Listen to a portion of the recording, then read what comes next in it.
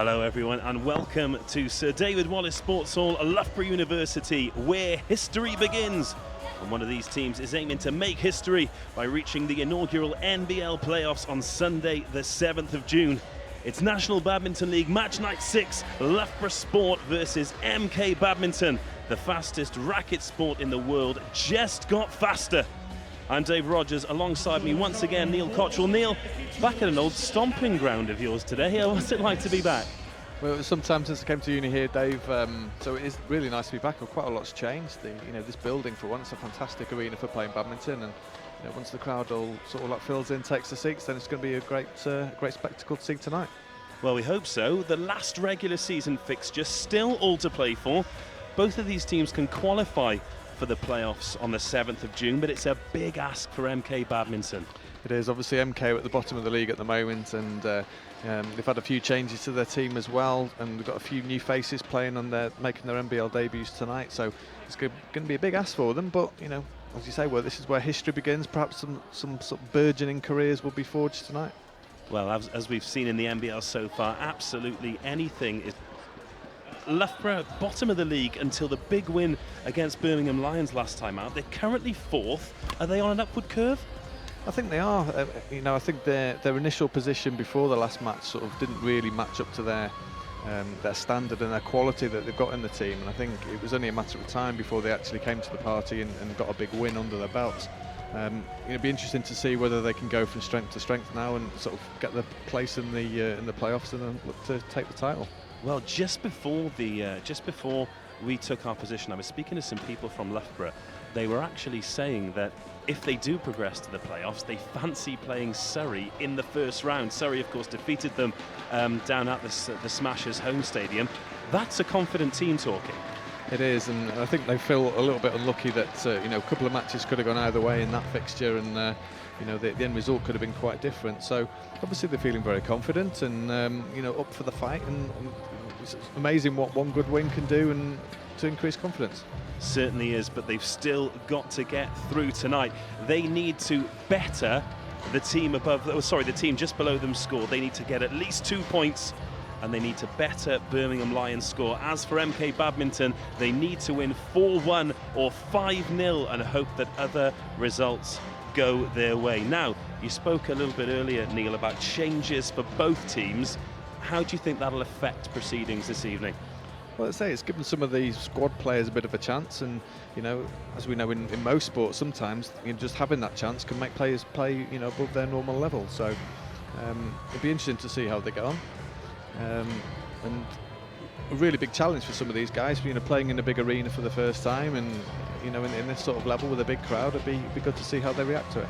Well, lots of tickets have been sold. There's a real air of expectation around this Loughborough team. Let's have a little rundown of the order of proceedings this evening. We're kicking off with mixed doubles, where Jenny Moore and Marcus Ellis of Loughborough will face Sean Vendy and Jess Pugh. 2 changes in that match. Jenny Moore coming in for Lauren Smith and Sean Vendy coming in for Toby Penty. Of course, Toby and Jess have had a fantastic season with some really big wins. We've seen a lot of changes in the doubles pairs. Could that be a key fixture? And has your expectations of that fixture changed now that the lineups have changed? Well, initially at the start of the season, we wouldn't have thought that Toby and Jess would be unbeaten in their mixed doubles and taking some big scalps as well. So Milton Keynes will certainly miss them playing in that mixed event tonight. The fact that Sean Vendy's come in and he's one of our top junior players, and he's experienced on a big stage, but at a junior level. So playing with Jess, who's sort of developing her experience all the time, it'd be interesting to see how they both get on. Well, the lights are out, so it's time for team intros. Loughborough Sport versus MK Badminton, just a couple of minutes away.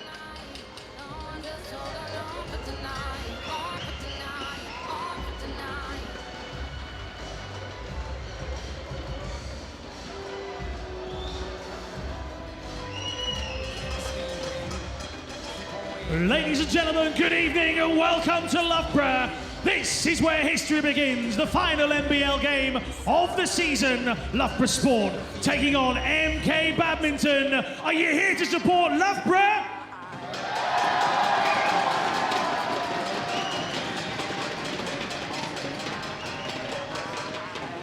Please welcome our opposition. Leading out the opponents tonight, their captain, Peter Mills.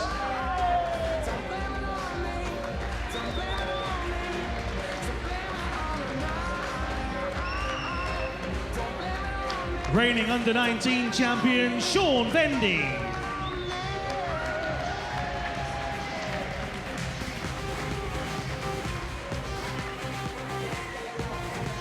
Under-17 European Junior Champion, Jess Pugh.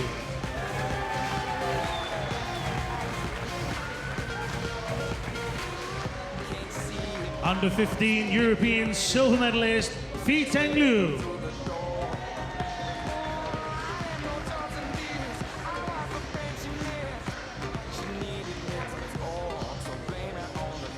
English Nationals semi-finalist, Kirby Ngan.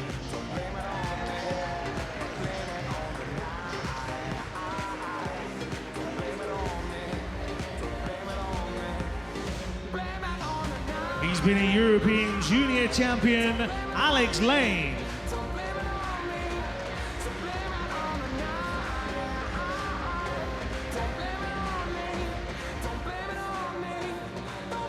Five-time national champion, Liz Khan.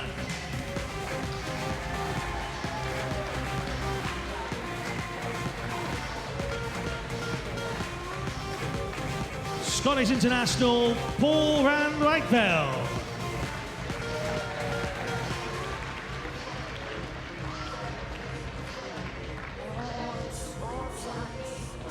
Substitutes for MK Badminton tonight, Sam Parsons. And Molly Chapman.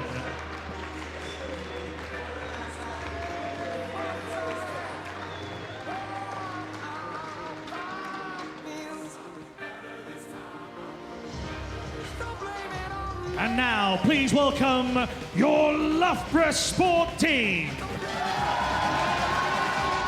He's got the big hitting game. He's one of our own. It's our captain, Peter Briggs.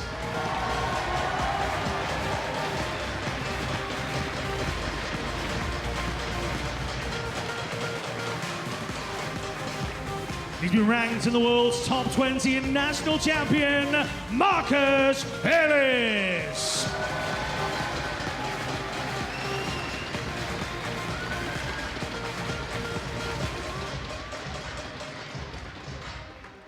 ...2015 national finalist and another of Loughborough's own, Jenny Moore.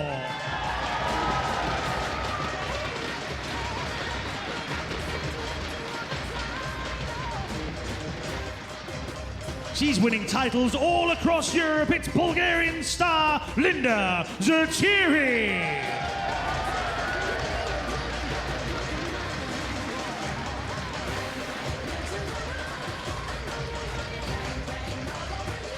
The 11 national junior titles says it all. England's rising star, Chloe Birch.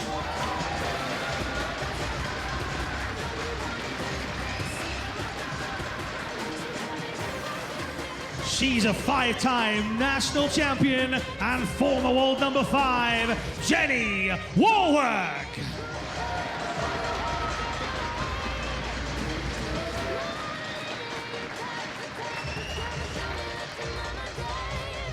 He's an Olympian with a European silver medal from Sweden, Henry Herskainen.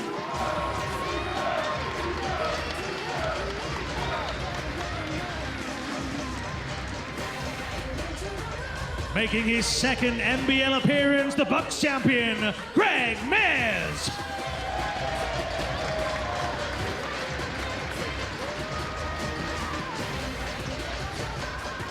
Please welcome the substitutes for Loughborough this evening, Vicky Williams, Alex Marriott, Farid Akroum, and George Isherwood.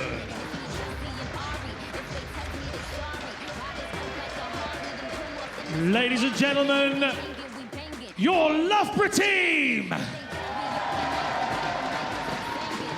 Well, it was lights out for the intro, and at the end of this match, it's going to be lights out for one of these teams. Only one of them can progress to the playoffs. The teams shake hands now. As we've said, it is a big ask for MK Badminton. Still a lot of work to do for Loughborough Sport as well, Neil. Yeah, I think they can't take it for granted that they're definitely going to win this fixture, even though they're playing at home in front of a partisan crowd. Milton Keynes are going to give them a good challenge. As you said before, some of these players are making their NBL debut, so they've got nothing to lose. They can just go out there and enjoy it. And as we've seen so often in the NBL so far this year, then the format means that anybody can win if they get a decent start and a bit of pressure tells. Then all sorts of things can happen. The start is key. So just a rundown of the evening's events. Then first up, it's mixed doubles. Jenny Moore and Marcus Ellis of Loughborough taking on Sean Bendy and Jess Pugh of MK Badminton. We then move on to women's doubles. Jenny Walwork and Chloe Birch against Fei Teng Liu and Kirby Ngan. It's their men's singles, Henry Herskainen against Alex Lane. Women's singles, Linda Zachiri facing Liz Can. And finally, men's doubles, Peter Briggs and Greg Mears, who's in for Harley Towler, facing Paul van Reichtveld and Peter Mills. But first up, it is the mixed doubles. Loughborough's Jenny Moore and Marcus Ellis against Sean Bendy and Jess Pugh. Loughborough in their purple kits with the white chevron. MK Badminton in the blue and black. We've had a bit of a chat about this one already, so how do you think it's going, Neil? Well, it's a strange one in the fact that Jess Pugh's the experienced member of the team on the Milton Keynes side. In fact, she's only 17 years old, so it'll be interesting to see how she manages to manage the game, I suppose, and bring Sean into the game, and so he can use his power and his pace around the court.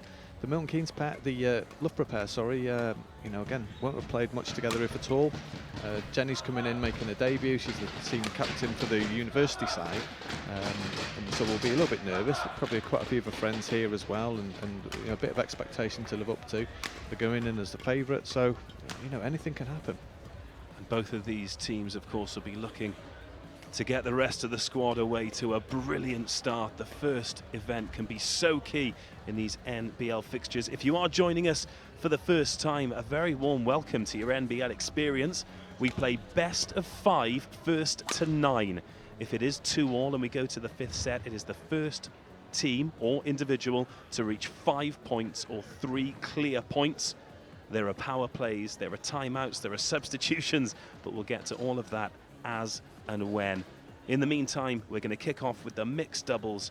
Jenny Moore and Marcus Ellis of Loughborough Sport facing MK Badminton's Sean Bendy and Jess Pugh.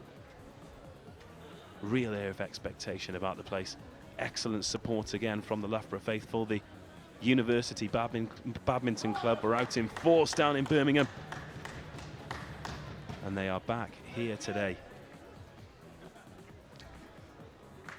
Just the final preparations. Moore and Ellis against Vendy and Pugh.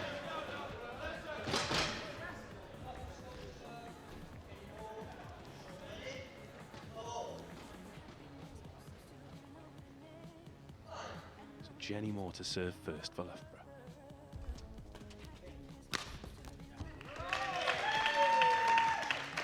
And a nice confident start there from Jess. Yeah, it's going to be critical to see how she sort of settles into the game, and the more that she can dictate the type of rallies that they want to play, it will really help the MK side.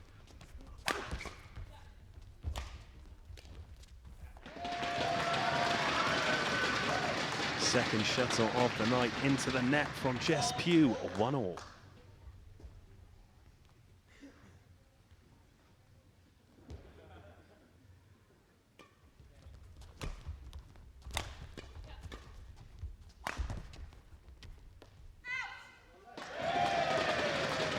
Well watched there by Jenny Moore. Gave herself time and watched the shuttle all the way down, 2-1.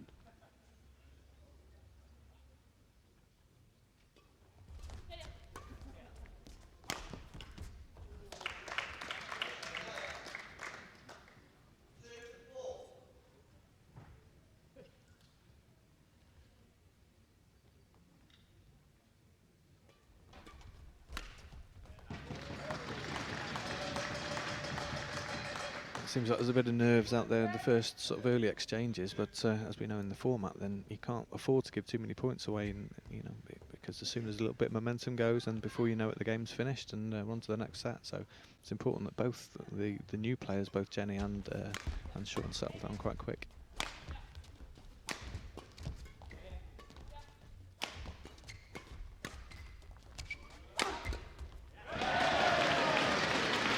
Big swing there from Ellis. That's the first time we've really seen any of the players cut loose.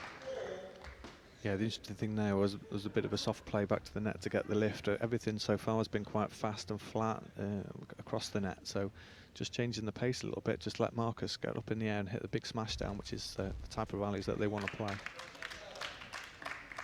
Into the net there from Loughborough, so MK pegged them back, 3-4. Pugh to serve.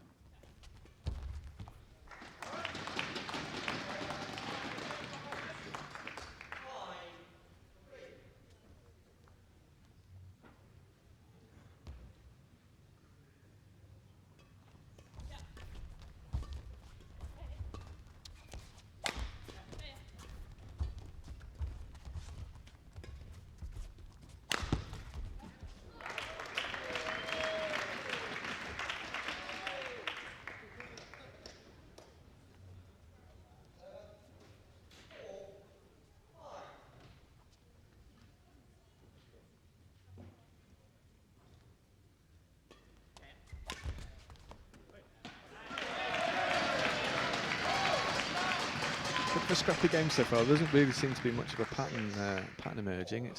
Everyone's been a little bit tentative and you know, really yet to see anyone really take hold of the game.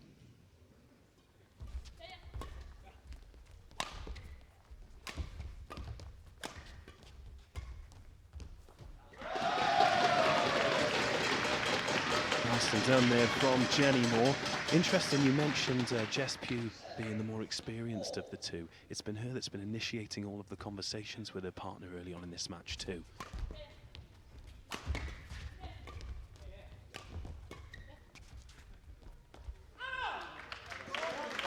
And again there, she was really quickly onto the shot in the mid-court, took the pace out, and almost like just trying to force the type of value that they want to play. They want to get the shuttle up to Sean at the back of the court so he can hit down. And then Jess can look to try and take advantage of anything that's loose at the net. But that one is into the net, so already it's set point here to Ellison Moore.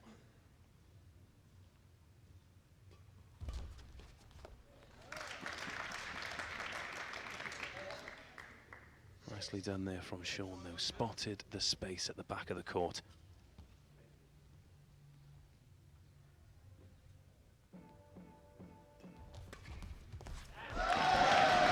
But that is the first set over already. 9-6, Loughborough take it. A nice work there from Marcus Ellis off the serve. Yeah, I think he used his experience there a little bit. He made Sean wait for the serve until Marcus was ready. When he actually did deliver the serve, it was a little bit loose and a bit wide, and that just left the court open for Marcus to hit the winner and take the first set. As you mentioned, though, that was a bit of a scrappy first set. No real patterns. Neither of the male partners able to sort of free themselves and play any big power shots. Do you see that that being the way that this match continues? Yeah, possibly. I mean, I think what the ladies are going to have to start to do is try and play a little bit softer, and the guys as well, just to try and get the shuttle so it actually starts being lifted. At the moment, you know, both the ladies are standing off the net a little bit, just lets that sort of drive in play. And then that's sort of creating a few errors and reducing the sort of the pattern that people are trying to play.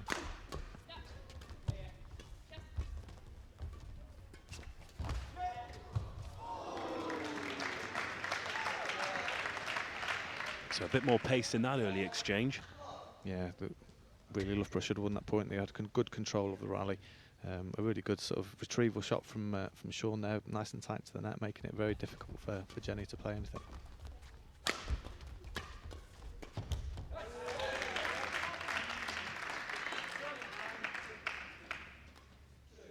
Sharper start for the MK Badminton pair here. 2-0 in the second.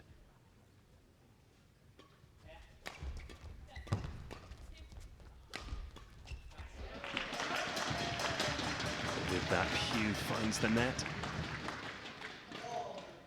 1-2 Loughborough trail. With Marcus Ellis to serve.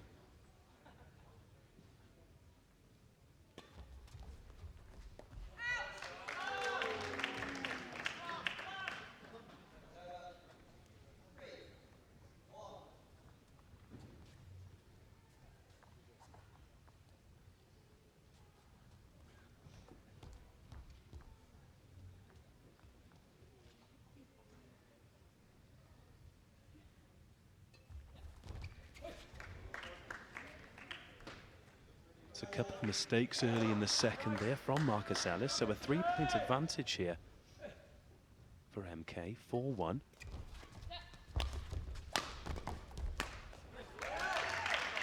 That's good. As we said before, as soon as the shuttle starts to go down from the back of the court, then the ladies brings the ladies much more into the game. And a good smash from Sean there, and a brilliant kill from Jess, and a really good lead for MK.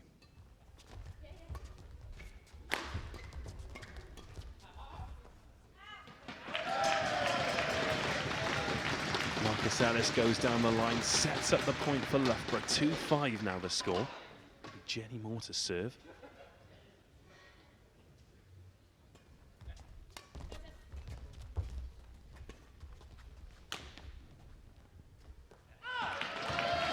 And again, that's well watched by Jenny Moore.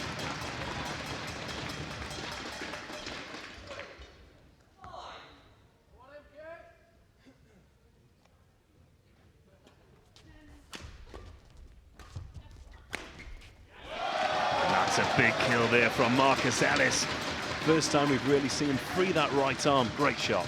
Yeah, you just get the feeling that, when Milton Keynes built up that bit of a lead, then they had to sort of keep that level of momentum, because now Loughborough are back in it, and you feel that if Loughborough take this set, then it's going to be very difficult for Milton Keynes to get anything out. Well, Marcus Ellis really in the groove now. 2 big kills from that right-hand corner. 5 all from 1-5 down.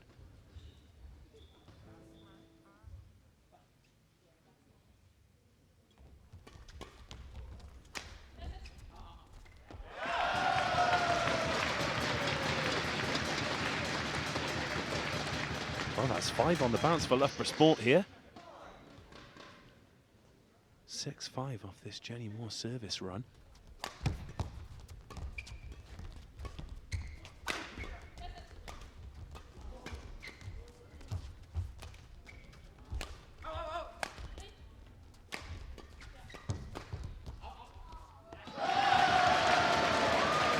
Well, make that 7-5. MK Badminton have lost their range here a little bit.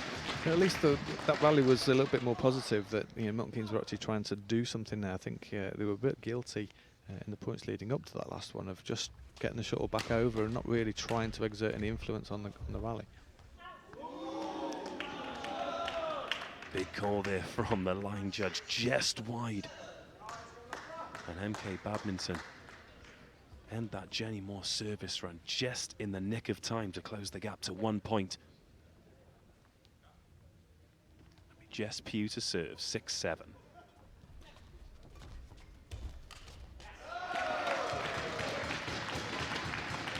And a miss hit there from Vendy brings us to set point for Loughborough Sport, 8-6. Marcus Ellis to serve.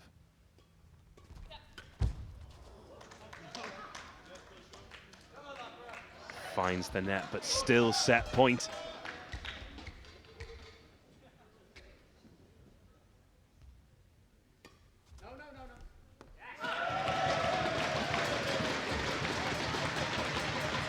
And the service misses, so Loughborough take a 2-set lead here. 9-6 in the first, 9-7 in the second, and some real character shown there, Neil.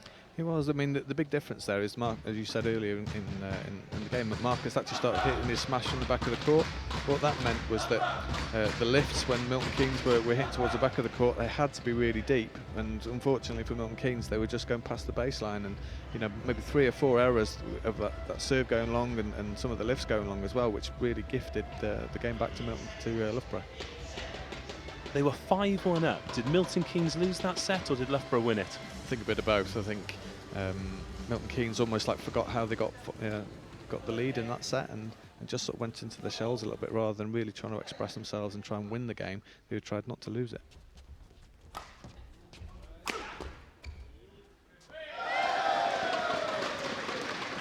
Big swing from Ellis there. The return is long, so Loughborough take the first point of the third.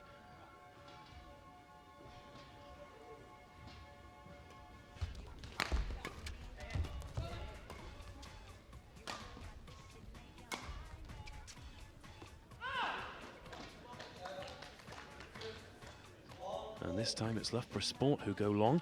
A bit too much on that one from Jenny Moore, so 1-all, Jess Pugh to serve.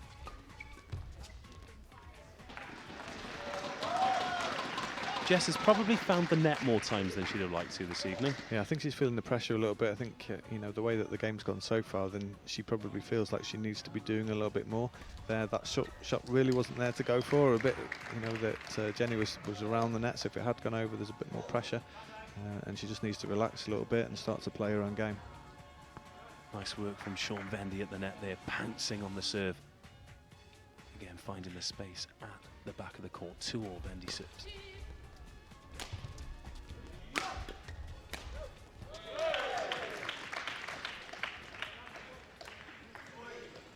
Nice response there from Jess Pugh. Kills the shuttle after a lesser spotted Vendy smash. MK3, Loughborough 2 in the third.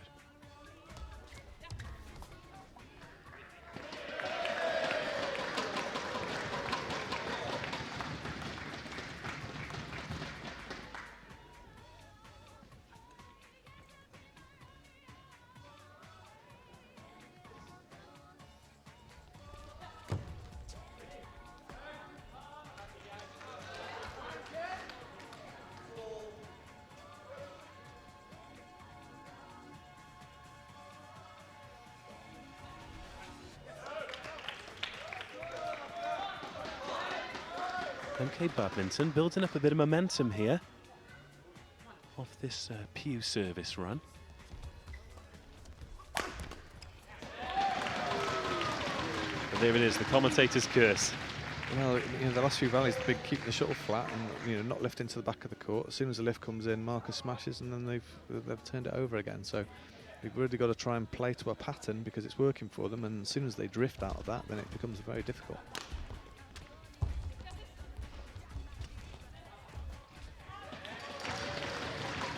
Sean Vendy there trying to mix things up and use the entire width of the court, but the radar not quite there. It goes wide and it's 5-all with Marcus Ellis to serve.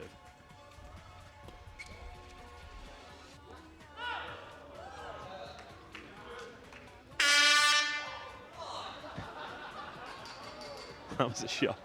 Quite a lot of shuttles are going long at that end.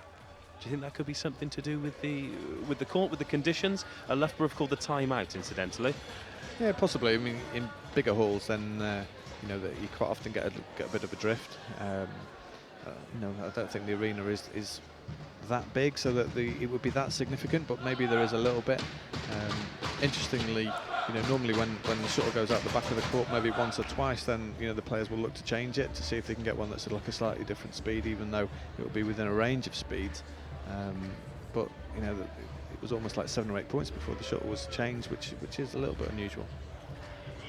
That's the timeout called. If you are joining us watching the NBL for the first time, the timeout is a new initiative, one of the game changers. So each event, the coach gets a 45-second timeout because, of course, there's such a short turnaround in between sets. This is the third set. Loughborough Sport leading 2-0, but MK Badminton leading 6-5 here with Jess Pugh serving.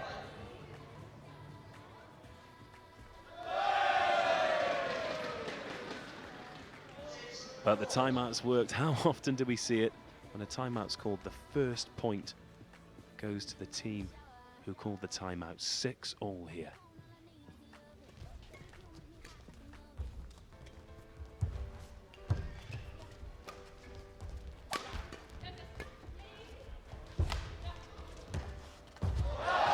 That's beautiful stuff there from Marcus Ellis. Really gave Sean Vendy the run around there. Yeah, that was more what I was expecting from this game. That, you know, the ladies were playing a little bit of cat and mouse on the net. Neither of them wanting to lift it. It was actually a reasonably good lift from Sean, but Marcus spotted an open space in the corner and had him chasing the full length of the court, and he just didn't make it.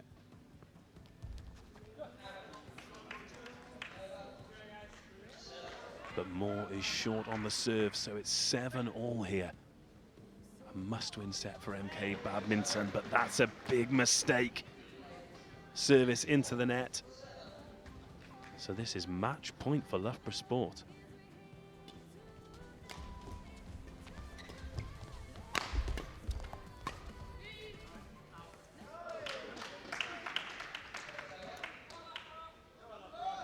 The shuttle drops in, so this is set point for MK, still match point for Loughborough. Could be a huge turning point here in this one. And MK have taken the set. Bit of uncertainty from Marcus on the serve, and MK closed the gap much better from the mixed pair there. Well, that was a fantastic serve from Jess Pugh then. Marcus was standing right on the short service line looking to kill anything that was slightly loose, so a real big challenge on match point down to get the serve to that level of accuracy over the tape, you know, and deserved to take the set then. Jess Pugh's serve has played a really important part in the match so far, hasn't it? Obviously, they took a 5-1 lead off a Jess Pugh service run in the second before Loughborough took advantage, and they won the majority of their points in the third of her serve too. She really needs to get it right in this fourth. Absolutely. The first 4 shots within any sort of the doubles events are absolutely critical in terms of not giving points away, gaining an advantage in the rallies.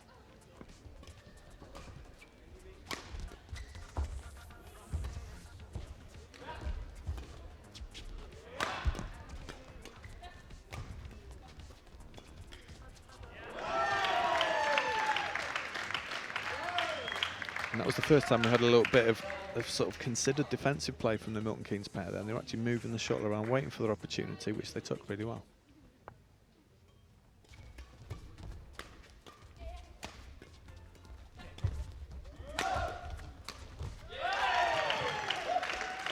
Once again, Vendy with the smash. Jess Pugh like lightning on the return, and she kills the point, 2-0. It's almost like taking that last set has given them a little bit of boost of confidence, and they're starting to play a little bit better. So this could be interesting now.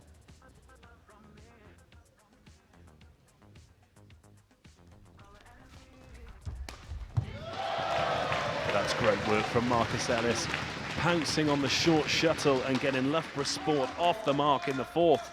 1-2, Jenny Moore to serve.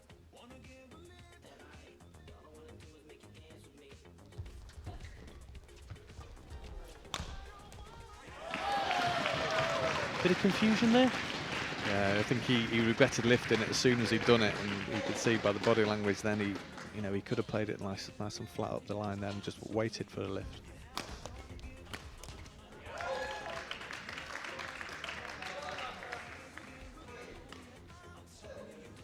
But MK Badminton strike back and regain the lead early in the fourth. 3-2, Vendy to serve.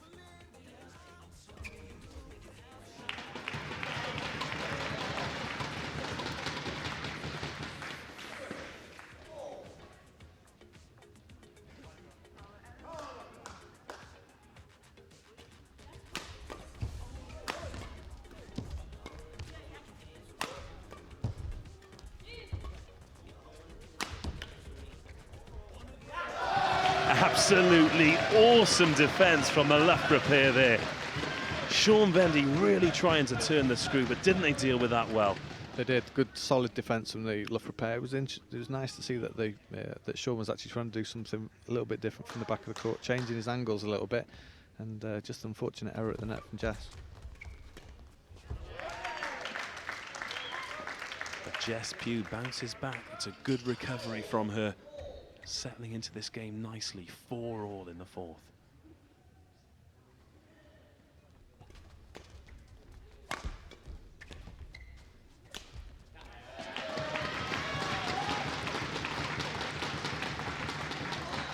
A miss hit there from Vendy. Loughborough sneak back into the lead.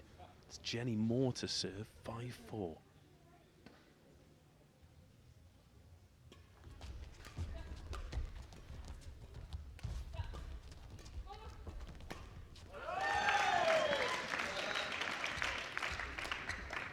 Really nip and tuck this fourth set.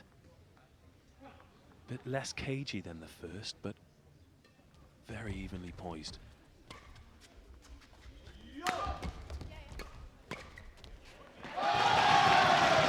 That's really good play from Jenny Moore there. Anticipated the fact that Sean was going to push off the net, took a step back and smacked it into the empty court for a really good winner. And Loughborough call for the power play. Another one of the game changers. This shuttle is worth 2 points to Loughborough, but just 1 to MK Badminton should they win the point. If Marcus Ellis wins the point off this serve, it will set a match point for Loughborough. They could take a 1-0 lead in this key event.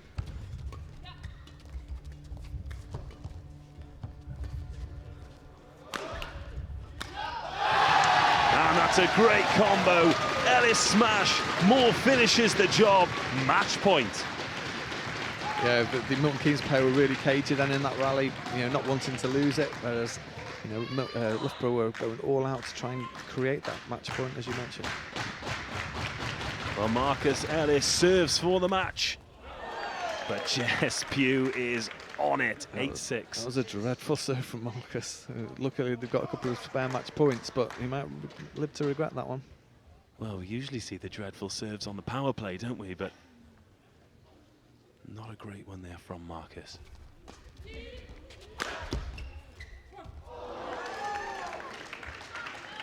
And Milton Keynes still surviving this match, 7-8. They were match point down in the third, remember, and they held their nerve to win that.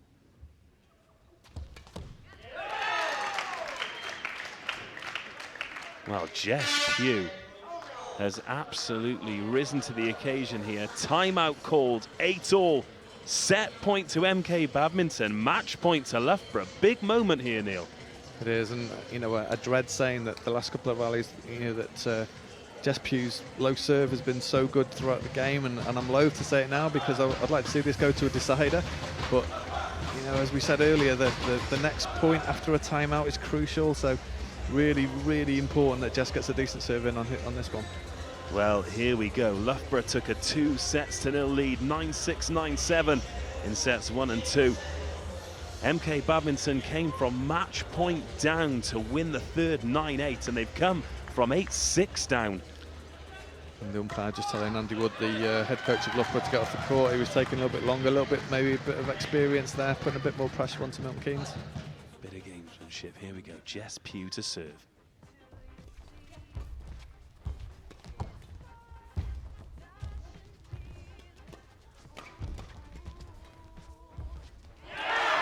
And Milton Keynes have done it. Jenny Moore leaves the shuttle short. They've come back, should I say, from match point down again. That's match points defended in the third and the fourth. They've won both, 9-8. Huge bottle from the MK pair. That's fantastic, considering these are two young guys as well, playing, in a high-pressure environment, away from home, against a really experienced player such as Marcus Ellis. We did say Marcus might live to regret that loose, low serve on match point, and it did prove to be the case. Well, this is a 5-point breaker. The first to 5 wins, or the first team to get a 3-point lead. Remember, MK Badminton still have their power play to come. Surprised they've not called it here, actually, but Jess Pugh'll serve in the race to 5. Here we go.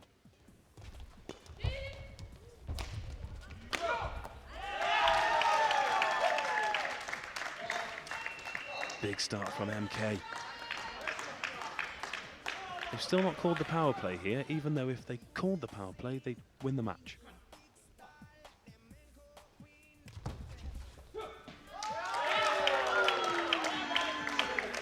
That was very close indeed, but it was called wide. This is match point to MK Badminton.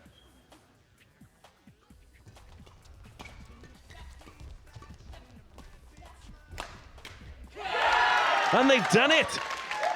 They have done it. Milton Keynes Badminton have beaten Loughborough Sport in 5 sets in the mixed doubles. Sean Vendy and Jess Pugh were 2 sets down. They were match point down in the third, match point down in the fourth, and they've won the breaker 3-0. What a start to this match. Well, I mean, after the first sort of set and a half, then we think there's absolutely no way Milton Keynes can get anything out of this game, and they've turned it round. Fantastic serving from Jess Pugh. And I actually think, to answer your question about the power play shuttle, I think they didn't take it because as we've seen so often with the pink shuttle flying slightly differently, and the fact that Jess was serving so well, it may well have affected her serve, you know, to serve with the pink shuttle. So they backed Jess's serve and they've played brilliantly off Jess's serve and taken the game. So Sean Bendy and Jess Pugh have defeated Jenny Moore and Marcus Ellis 6-9, 7-9, 9-8, 9-8, 3-0 in what is a fantastic comeback. And a real building block for them to kind of move on and maybe achieve what looked like it could be the impossible before this encounter started. Well, it's game on now. That, you know, Milton Keynes will take real positive benefits from that, and hopefully that for them that will transfer into some of the other games that we've got coming up. And Jess Pugh continues her phenomenal record in the NBL. Yeah, absolutely awesome. You know, we said that it was important for her to take the initiative and control what was happening, and that she did exactly that. The first set was a bit shaky, as you know, probably felt a lot of expectation on her shoulders to actually perform, being the unbeaten player on court, and managed to pull Sean through with her.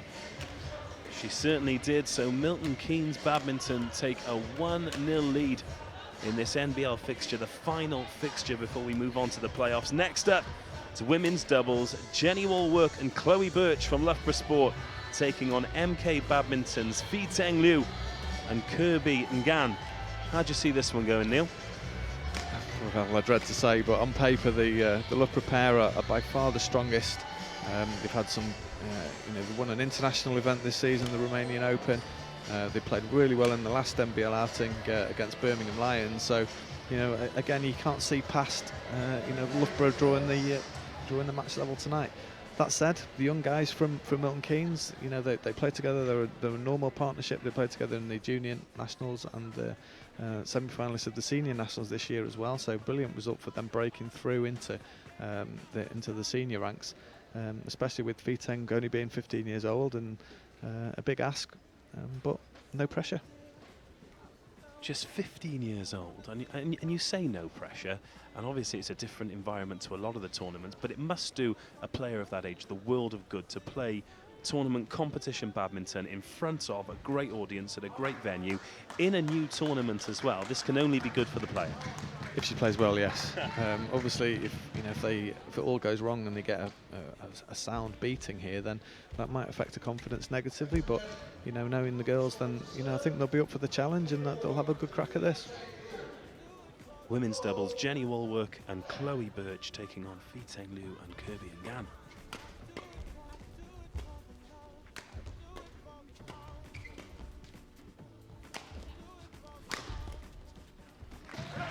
Quite a tentative start there, Neil. Yeah, I think the Milton Keynes pair will be a little bit fearful of the power that Loughborough have got, and the big question for me will be whether the Milton Keynes girls can actually get the shuttle down through the experience and solid defence of Loughborough.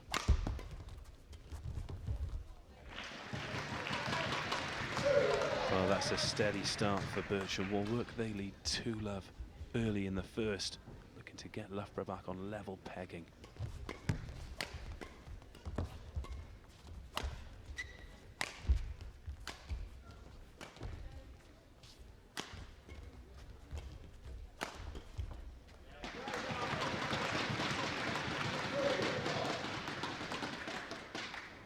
You feel as though the MK girls just need to get off the mark here, don't they?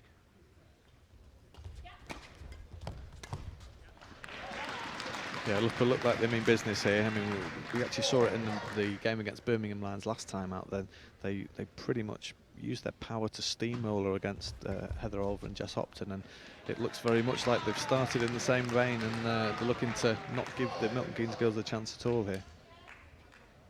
Well, they're 5 ahead already.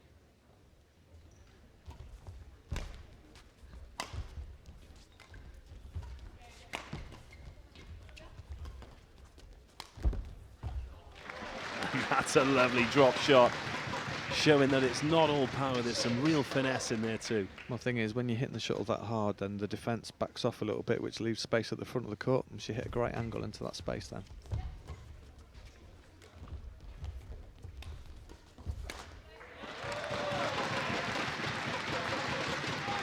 Wallwork and Birch in full control here in this women's doubles first set. They lead 7-love against the MK pair.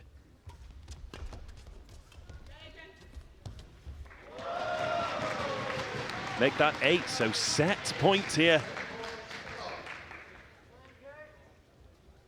Woolwork and Birch against Liu and Ngan.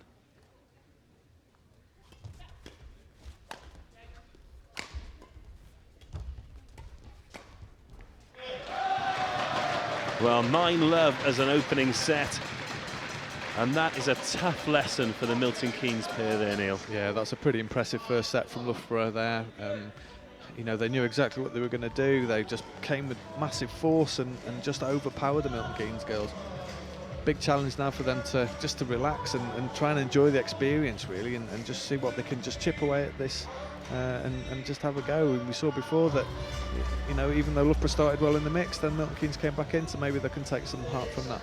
And from a Loughborough perspective, it's important not to take your foot off the gas, isn't it? It's sometimes easy to take it, or well, as I say, take your foot off the gas, and then you can really get yourselves in trouble, can't you? So Woolwork and Birch need to keep the pedal to the metal here.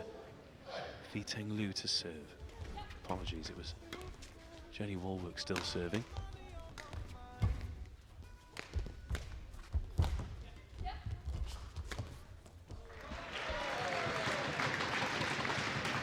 Well, that's 10 consecutive points, and Woolwork just dominating the net at the moment. Well, Jenny doesn't play full-time badminton anymore, but you certainly couldn't tell from the way that she started this game. She looks right up for it, looking for the shuttle really early and being really aggressive and positive.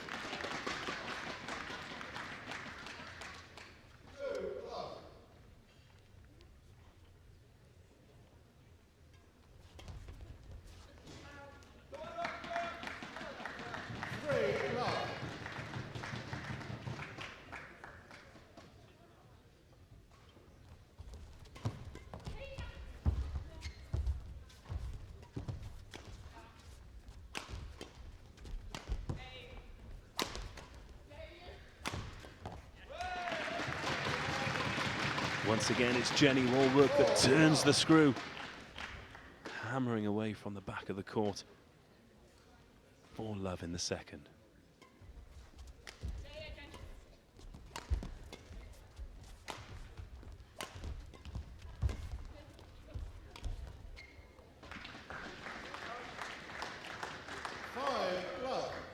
It's really important that the Milton Keynes girls keep their heads up, really, and still try and stay positive.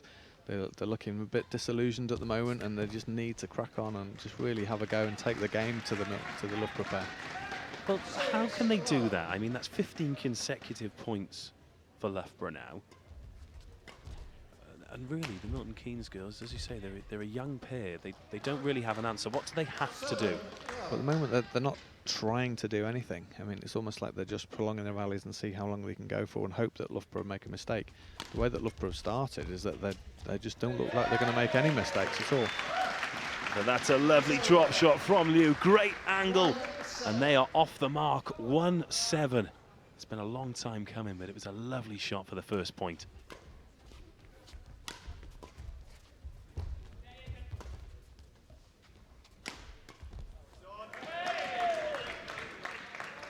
I say just mixing up the angles a little bit mixing up the pace from the back of the court.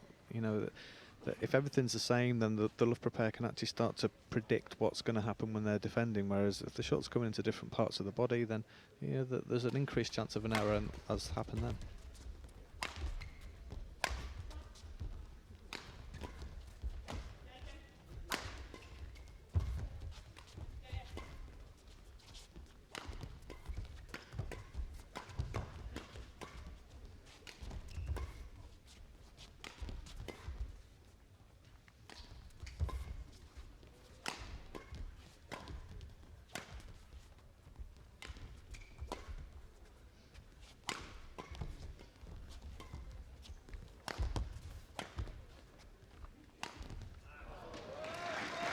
Long rally and a sad way to end it. It's a bit more grit there from the Milton Keynes pair, but they don't really seem to have the power to hit through Loughborough. No, obviously, as I say, these are young girls, and their strength will develop as they get older. But they actually played quite a nice rally there. They had a couple of chances, but where maybe they could have been a bit more positive. But as you said before, it's very difficult against a pair that are just coming for you all the time. And the shuttle goes wide, so Loughborough Sport take the second 9-2. having taken the first 9 love. So that's a 2-0 lead, and it's looking as though Loughborough Sport will be back on level pegging following this women's doubles. So, assuming, I know that's a dangerous word in sport, but assuming the pattern continues and Loughborough Sport are victorious here, what can the Milton Keynes pair learn from a match like this? Well, I think next time they're in an environment like this, they'll know what to expect. I mean, I think you know, sometimes you play in sport, you play against people who are just better, bigger, stronger, faster, you know, whatever it is. And unfortunately for the Milton Keynes girls, then Loughborough are playing in that very much in that way today. You know, the next time they're in this sort of situation, then they may play slightly differently, and there'll be different players themselves from more training and better preparation. It's over. 1-all.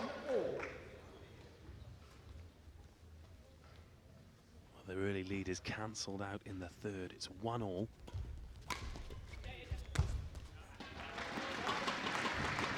And once again, it's Jenny Woolwork, real powerhouse player. Well, that was her trademark when she played mixed doubles with Nathan Robertson. Then she was so strong from sort of the back and into the mid-court, and then just coming into the net looking for a kill, and is really strong and has been a feature of this game so far today. Into the net from Gan.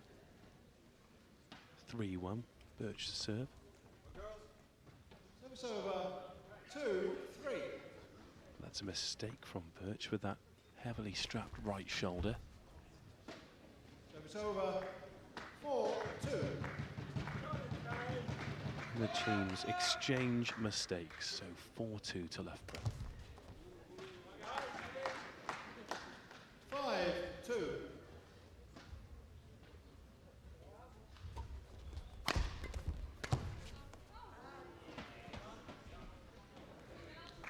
Service over. 3-5. Perhaps a bit of complacency from Loughborough here as the mistakes are starting to creep in. 3-5. Oh, that's a lovely angle there, though.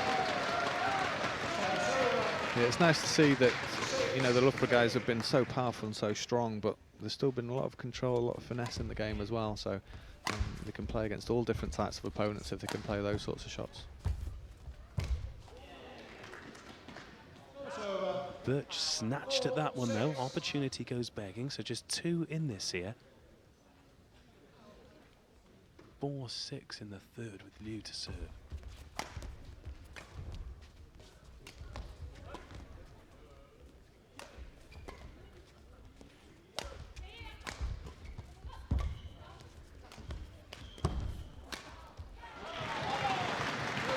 Once again, Loughborough in complete control of the rally. Jenny Woolwork with the finish. And here goes the power play. They're looking to finish the job with the 2-point power play, which would make it 9-4 should they win it. Must-win point here for MK.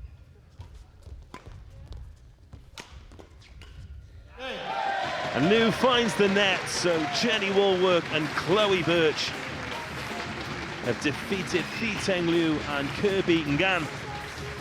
9-0, 9-2, 9-4, and a comprehensive victory there for the Loughborough pair, Neil.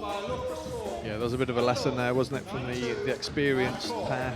Jenny Woolwork's been in the top 5 in the world in mixed doubles, just to put into perspective really about the size of the task that the young Milton Keynes pair faced.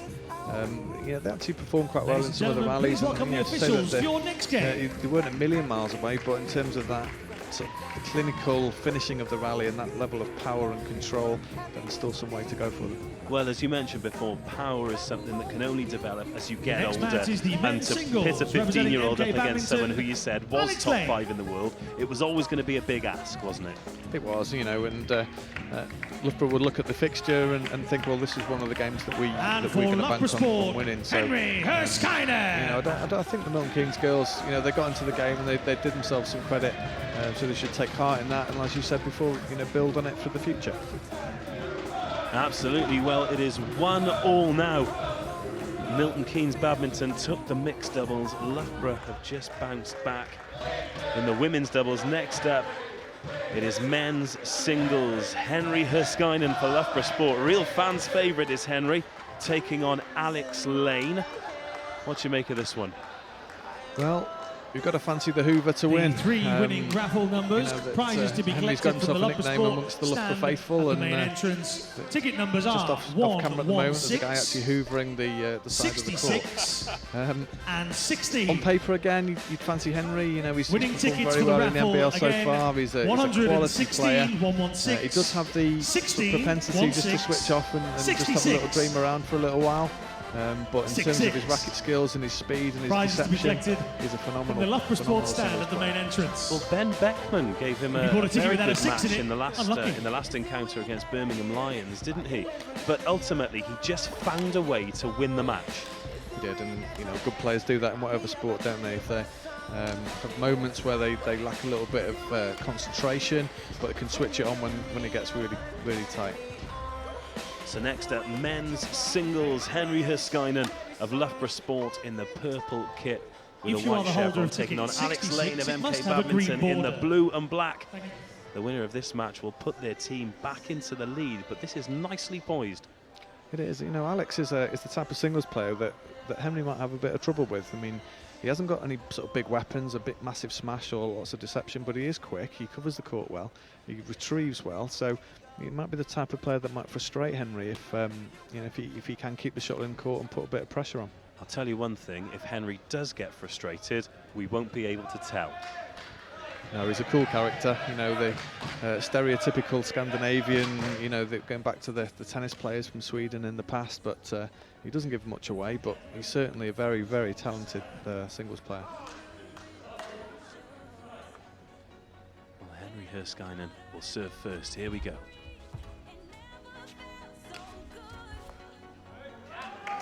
Just wide with the first one, the left-hander. So Alex Lane takes the first point of this men's singles match.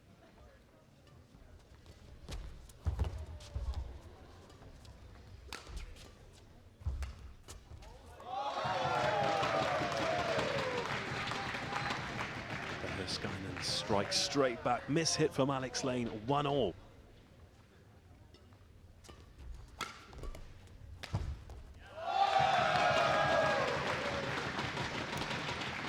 Two sharp shots there. He looks up for this one. He does. He's got such good control of his racket. Then you know, finishes one shot and his racket's immediately in position for the next one, which makes it really difficult to read what he's going to do.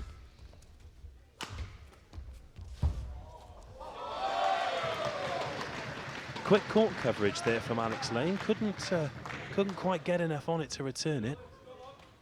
But sharp movement nonetheless. 3-1. Herskainen leads.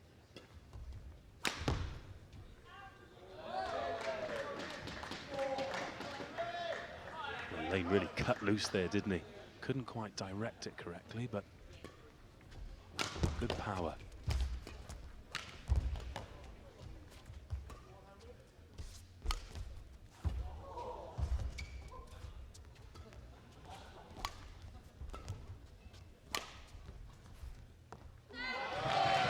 Shuttle just long, which was a shame because that was a lovely rally, Neil. Yeah, he kept himself in it well, and I think if Alex is going to be successful in the game, he needs more rallies like that, where he's going to extend Henry a little bit, make him play a few extra shots, and ultimately Henry will hit a few errors. And speaking of which, into the net from Herskainen there, 2-5.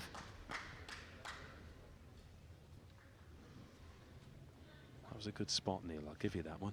2-5, Alex Lane to serve.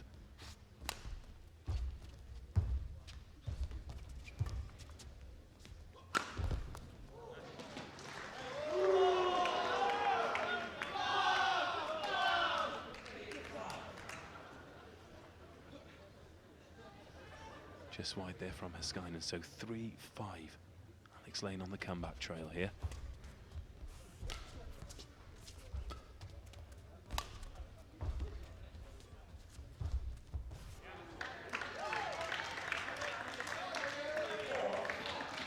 Unforced error there from Herskainen, just trying to drop one over the net.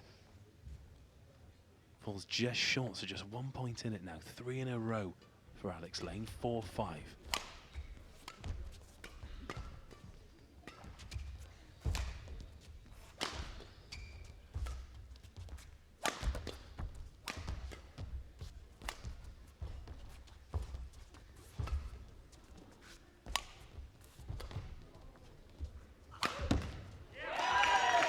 Great pressure there from Lane.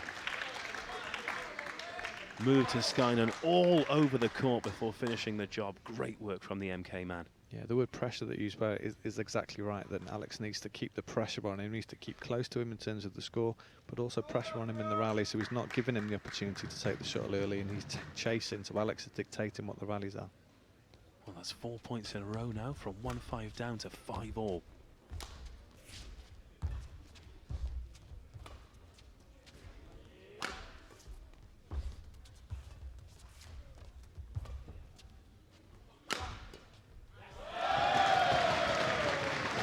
Here comes Henri Heiskainen.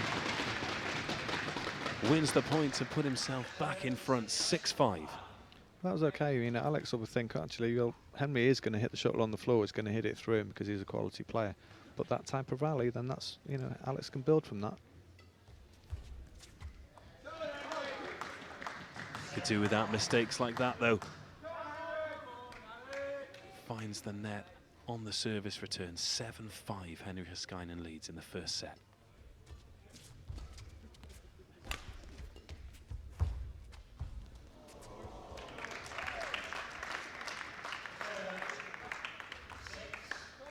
Lane gets a bit of luck off the net. Heiskainen trying to be too cute with the angle. Didn't quite get enough on. It's 6-7, really intriguing first set here. Lane to serve.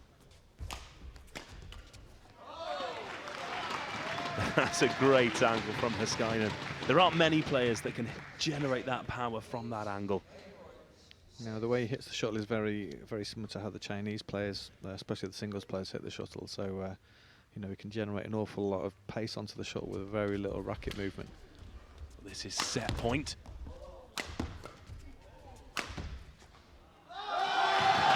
A great defense from Heiskainen, forces Lane wide with the smash, and the Loughborough man takes the first set 9-6. Neil, is that how you expected that one to go? Not necessarily the score, but the way the set developed. Pretty much. I think, you know, the rallies will generally be either Henry hitting a winner or an error. And I think, you know, Alex can actually take advantage of that. So he's not out of this game by any stretch, as we've seen in Henry's previous games. You know, he does have this sort of habit of switching off. So if Alex can get a decent start in this second set and play a few nice long rallies and start to believe that he can actually do something, then he's still in with a chance. Well, Heiskainen took the first set, best of 5, remember, first to 9 in each set. Quick change of ends. It'll be Heiskainen to serve. Into the net early from Lane, so Heiskainen strikes first.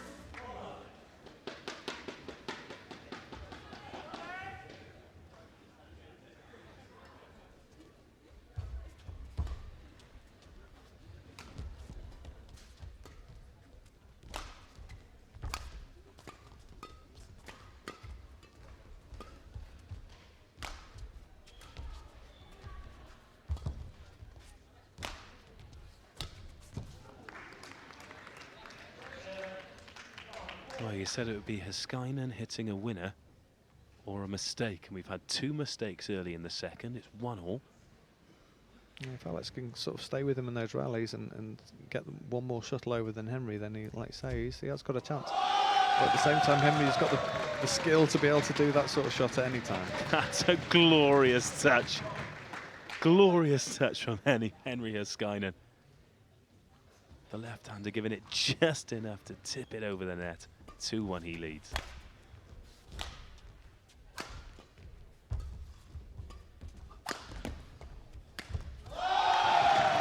He reacts quickly to smash that left hand through the shuttle and take a 3-1 lead.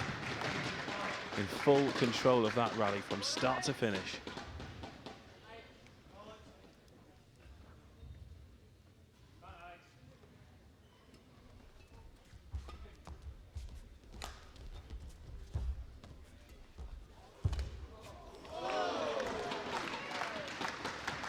Fantastic reception from Henry again there. Presented so early at the net, looked like he was going to play a straight net shot. Flicked it cross court, and Alex had no answer to it.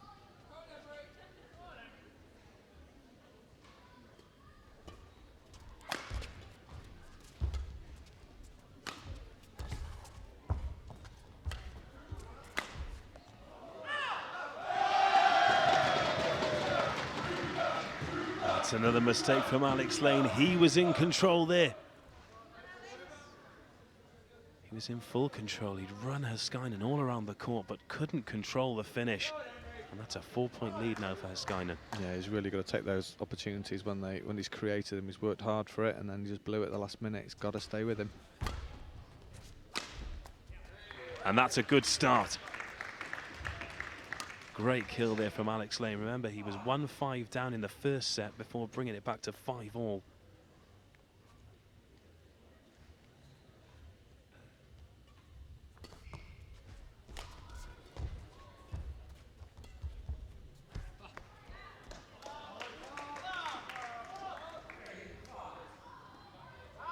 Just wide there from Haskainen. Generated a bit more power than he'd have liked. 3-5.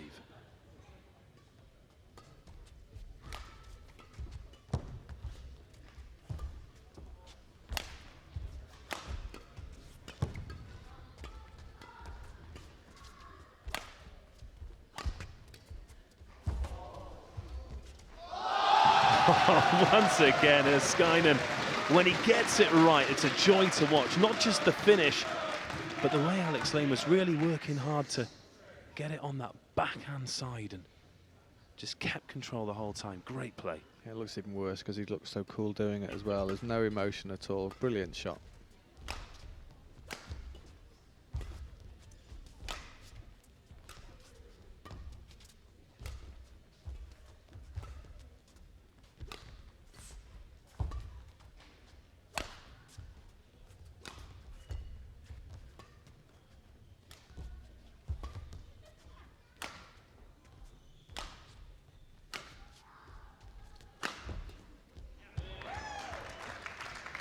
But that's better from Alex Lane.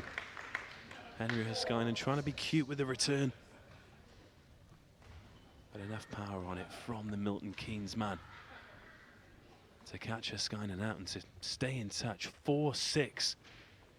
Important few points coming up here. Yeah, and you know, again, if you look at the pattern of how these rallies have gone, as soon as once Alex can stay in the rally, then generally Henry makes the mistake. So he's really got to try and build those long rallies.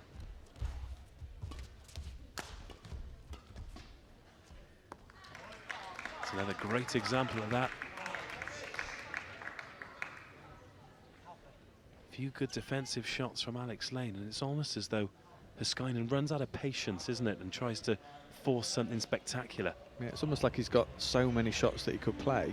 Sometimes he doesn't know which, you know, he wants to go for something that's quite technical because he can. You know, he plays a lot of shots that other people can't even dream of.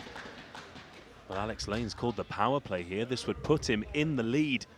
He's 5-6 behind. This is the 2-point shuttle. But Haskainen reacts the quickest at the net. Cuts off the danger at source and takes a 7-5 lead. Well, I think I even saw a bit of a fist pump from Henry there, so I think he quite liked that kill at the net then. Shh, don't tell anyone. You'll ruin the mystique. Haskainen leads 7-5 in the second.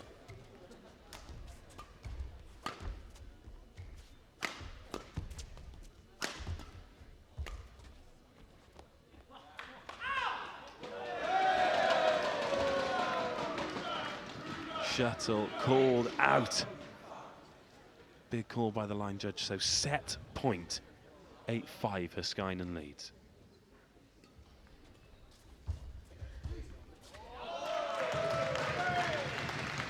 Into the net from Lane, so Haskainen takes a 2-set lead. 9-6 in the first, 9-5 in the second. We talk about momentum all the time. Was that power play a real turning point in this match? It was. I think if Alex could have nicked it, then we may have been looking at a different result at the end of this second set. But see, now Henry's tails up. He's got a 2-set lead.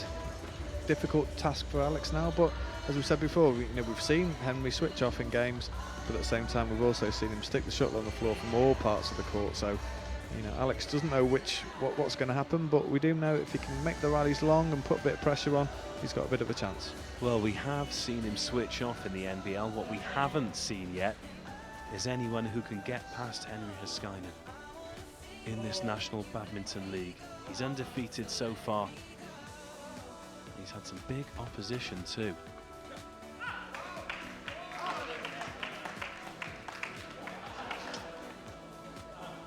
Alex Lane takes the first point of the third set.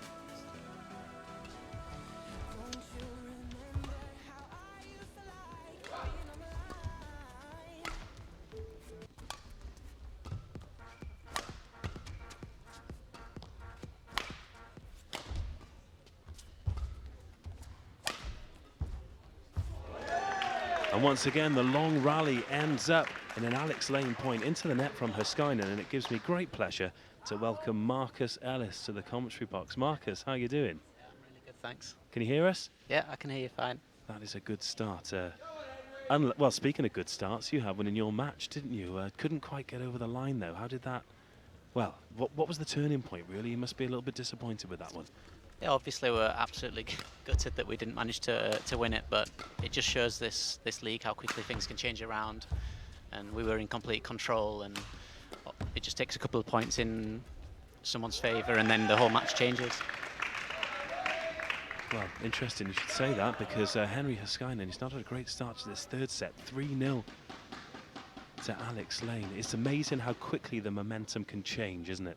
Yeah, I think with the scoring just being to 9 points, it really is anybody's game, and I think sometimes, no matter what your standard, I think you really can pull off some surprises in here. Just short there from Alex Lane, so Herskainen off the mark, 1-3 in the third.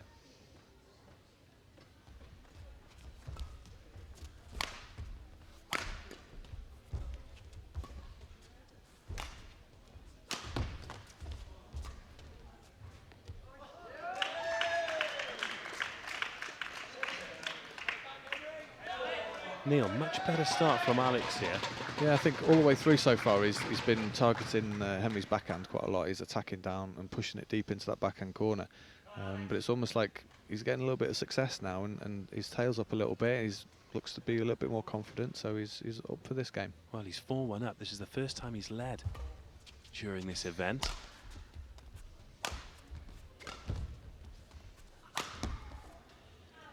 That one goes wide. Marcus, Henry, he's got some shots, hasn't he? Great player to watch. Yeah, his shot quality is world class. It really is.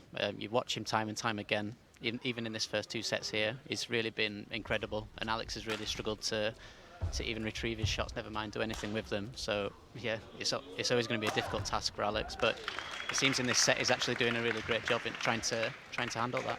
Well, a big kill there from the high lift. Herskainen wants the shuttle changed. Alex was in nice and early at net, played really tight spinning net shot, and Henry did well to even get the shuttle over, but it just went straight up in the air, making it relatively straightforward for Alex to win.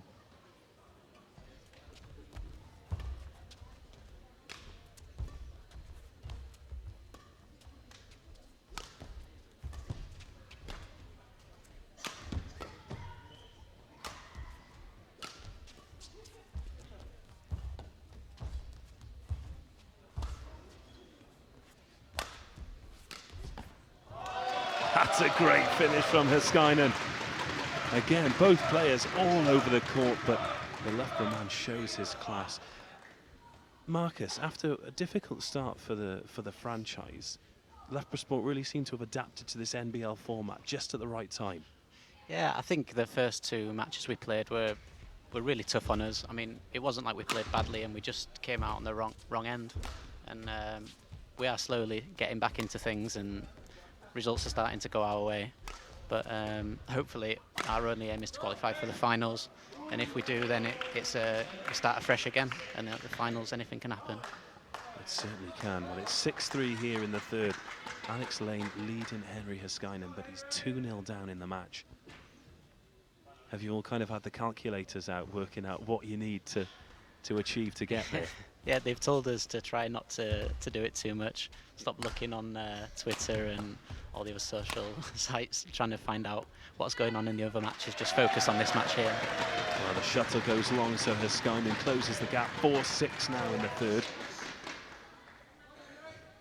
We've actually not been privy to any of the scores at the other venues at the moment, but fantastic indictment of the league that all 6 teams still have the opportunity to qualify on the final match night of the regular season. Yeah.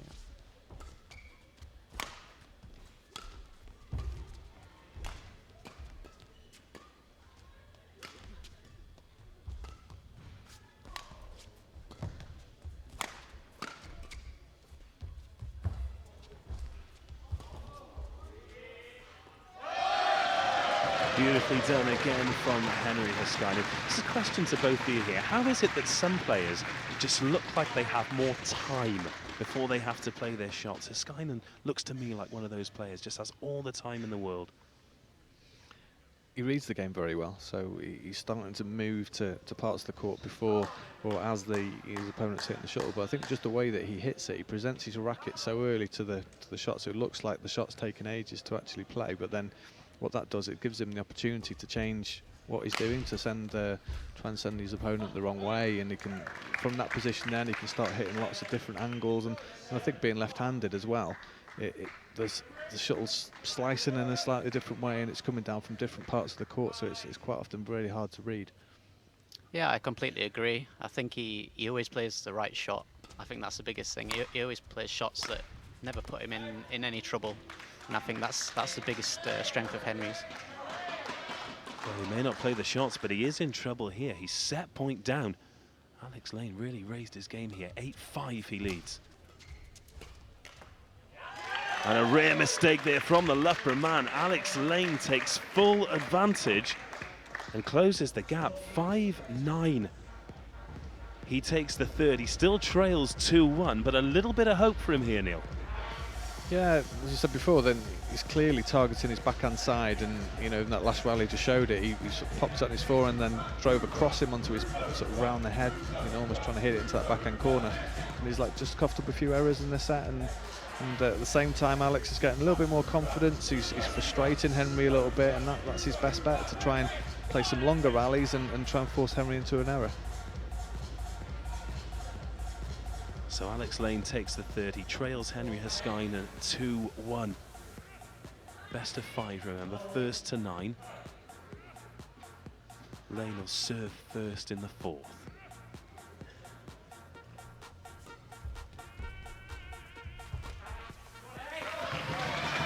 He finds the net with the first point.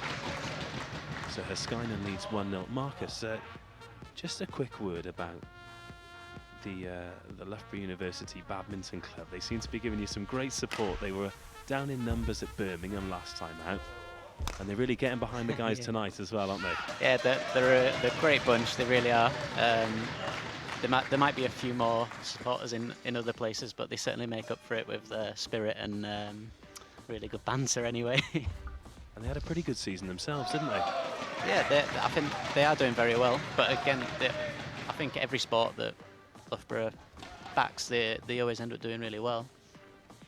Well, Henry Haskainen, absolutely lightning start to this 4th. He's 3 to the good.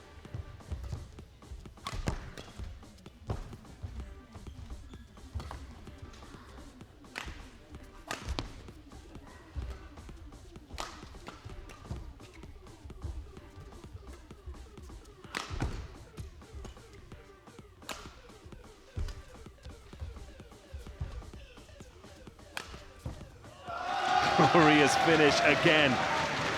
And an actual genuine fist pump and a show of emotion. The lesser spotted show of emotion. It must be tough for Alex Lane though, because he's grafting really hard in these rallies, isn't he? He is, and he's having to, because that's his chance. You know, he's got to play one more shot than Henry all the time. And you know, when you've got someone who's as deceptive as Henry, then just having to move that quickly when you can't read what he's going to do, it's going to take a real physical toll on him. But he's a fit boy, he's used to that. That's how he trains in Keynes, and you know, that's his game. So he's still in there fighting. Timeout's been called. Marcus, how has the introduction of the timeouts affected the way you play and the way you think during the games?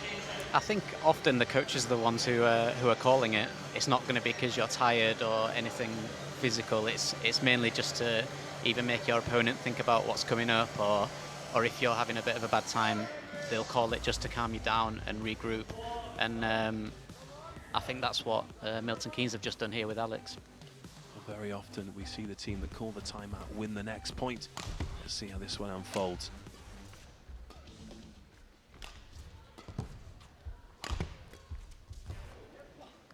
Once again, there it is.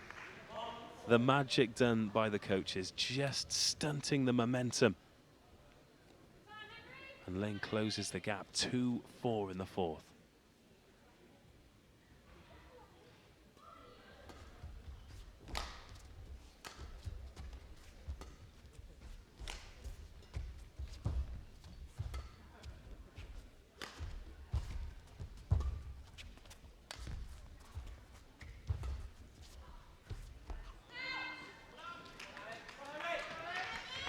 I do apologise, the last point was 1-4, but now it's 2-4. We'll put that down to commentators' intuition, shall we? So Lane still serving in the fourth, 2-4.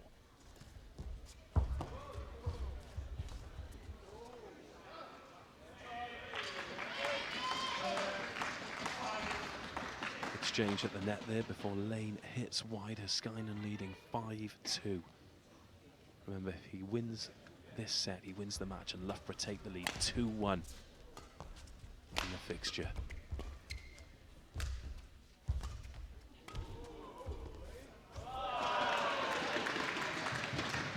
Actually, Henry is still yet to use his power. Oh, it looks like he's going to use it now. Well, we'll put that one down to players' intuition then. The power play, the 2-point shuttle with the pink tip. Big crowd favourite here, one of the game changers that the NBL has introduced. There we can see the pink tipped shuttle. Haskainen serves. Should he win this point, it'll be match point in his favour.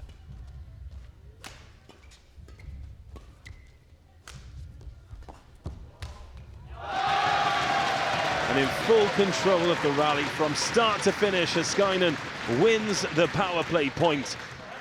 Match point. Loughborough Sport. It's interesting, Alex played a really cagey rally there, not wanting to give it away, but Henry took full advantage.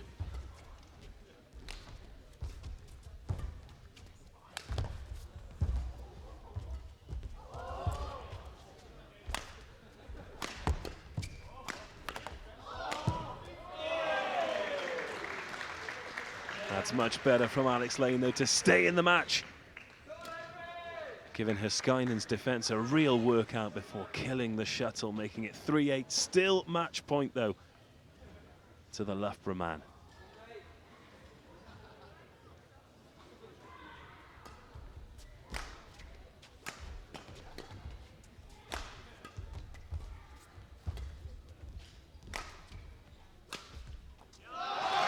And Haskainen finishes with style. A sliced kill, and he defeats Alex Lane 9-6, 9-5, 5-9, 9-3. Loughborough Sport take the lead 2-1 overall on the night. Marcus Ellis.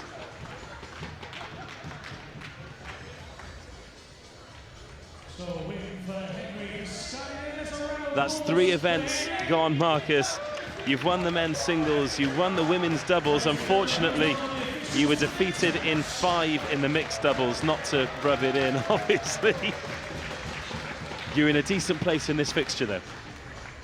Yeah, I think going into these last 2 matches, I think we do have a good chance in both. The men's doubles is definitely going to be tricky. That's the last match on. But I think this women's singles coming up, I think it's going to be a good game. Hopefully Linda can finish it off for us, and I think if we do take this last match, I think that'll put us over the line, I think. Linda Zachary versus Liz Can next up in the women's singles.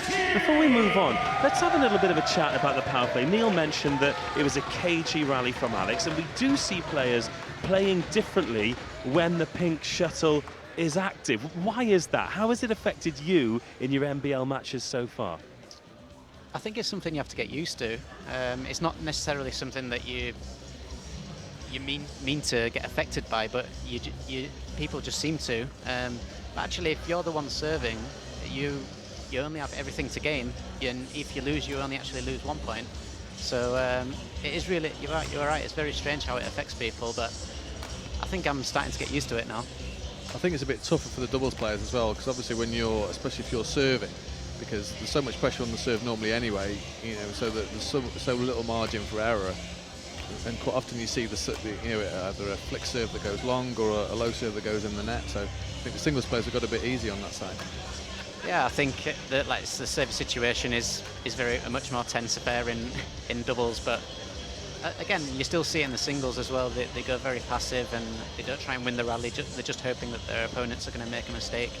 I think the people who adapt to it the quickest and just even go more aggressive are the ones who will be successful. So Neil, we'll have Marcus's partisan view in a minute, but women's singles up next. Linda Zachiri against Liz Can. How do you see this one going? I think every time I've seen Linda play so far, I've said, you know, she's the favourite on paper. She's been a bit unfortunate in, you know, that some of the ladies that she's played against have played, you know, above where they would normally do, and actually played really well against her. I think, again, on paper, you'd fancy Linda to win, but you know, Liz is very experienced. She's played on big stages a lot of occasions, and she'll fancy her chances in this because of what's happened in previous games. Marcus, would you agree with that one? Yeah, I think Liz will fancy her chances purely on what has happened in previous matches, but Linda should be okay for this one. I think she should have the edge on Liz purely because Liz just isn't training as much as she used to. Do you feel as though if Liz is going to win, it has to be in 3? I think the shorter the game, the better for Liz, I think. Linda Zachiri versus Liz Can in the women's singles. Zachiri serves first. And that's a confident start from the Loughborough player. A lot of movement going on in the arena.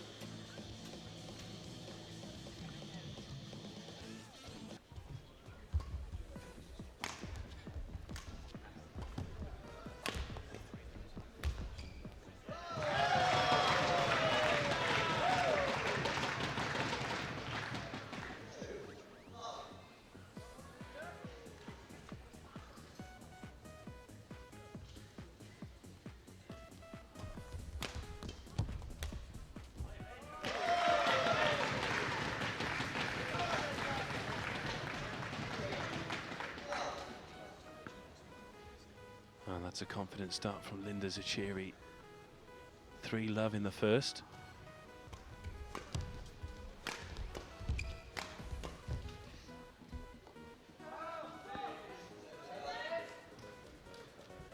But Liz Can off the mark, just long there from Zachiri.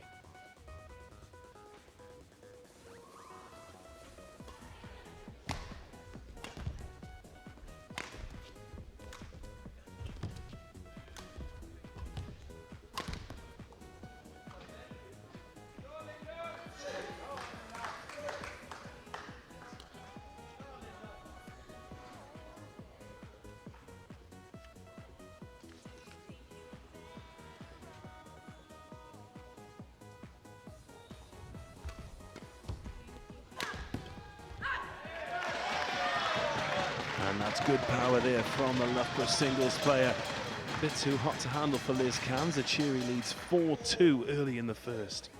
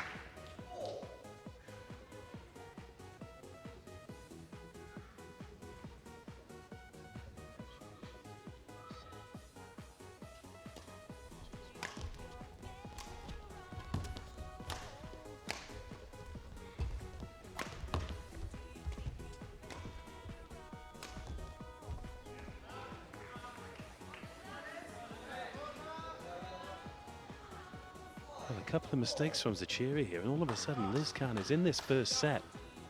A bit tentative from both players. Yeah, she started off quite well, but it was almost like had a bit of a blip in concentration and made a couple of errors, which is giving Liz a little bit of confidence and sort of got back in it.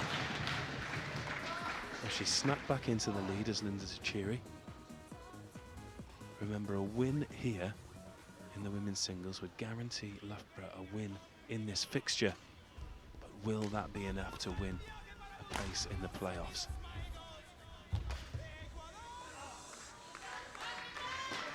Just wide there from Zachary, and a bit of a look of frustration on her face then as she made her way back. Here comes Liz Khan with the power play.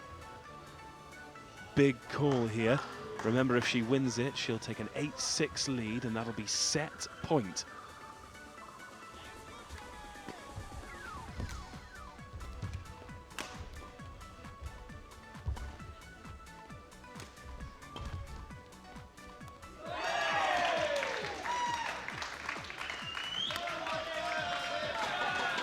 The shuttle drops in. That's two.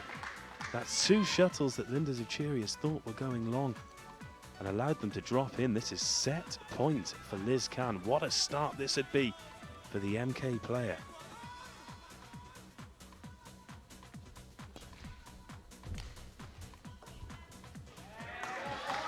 That's wide from Liz Khan. So Zachary still in this one. 7-8 she trails, still set point.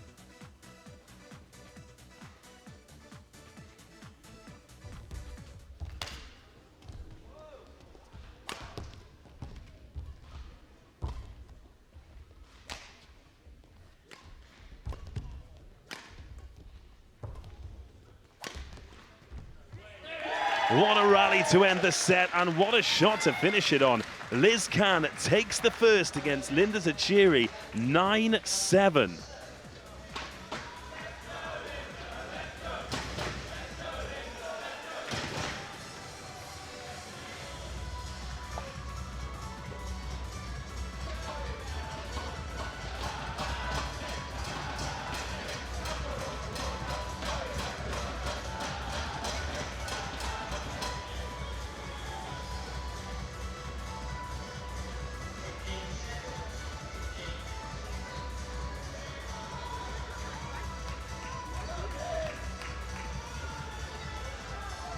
Well, Neil and Marcus, you both said that Liz Khan might fancy this one, and that is a great start from her.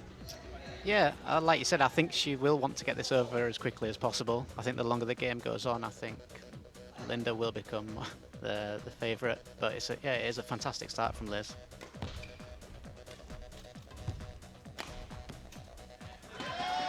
And Neil, Linda really needs to cut out the errors, doesn't she?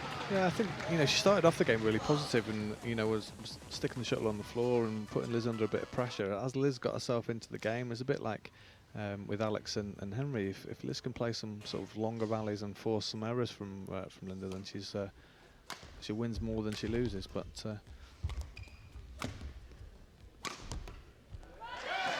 that's a brighter start from the Loughborough singles player. 2-love she leads in the second. But again, it was another positive rally. I was just saying earlier that when she actually attacks and sort of comes in looking for the net nice and early, then she's well in control of those rallies.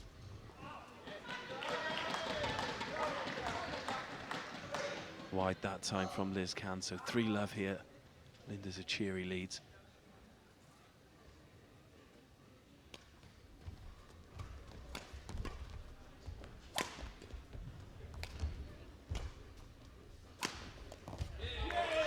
That's a lot more positive from Liz Khan. She's off the mark in the second, 1-3. So Marcus, in terms of the NBL itself, how has it been to be part of a team, part of a franchise, all sort of working together towards something new this season? It's actually been really exciting. When we first heard about the league, we were all not entirely sure how it was going to work out. But we actually have all really enjoyed playing, and I think the people who have created it have done a really fantastic job. They've made it exciting, it's new, and I think they really have done a really good job. Oh, that's beautifully done there from Zachary. great touch off the tape and leaves Liz Can flailing for the shuttle. 4-2 she leads. It's interesting, isn't it, Neil? We've had a similar response from all of the players we've asked that question. Everyone really seems to be buying in to the NBL idea. Yeah, I think the risk, initially is that it's another thing that players have to do. But I think, with the fact that it looks different, it feels different, with the scoring, the power plays and timeouts and that sort of thing, it's probably just captured the imagination a little bit of the players. And they, and I think as well with players not playing with their own partners in a lot of cases, and it just adds a little bit of spice to training, if nothing else.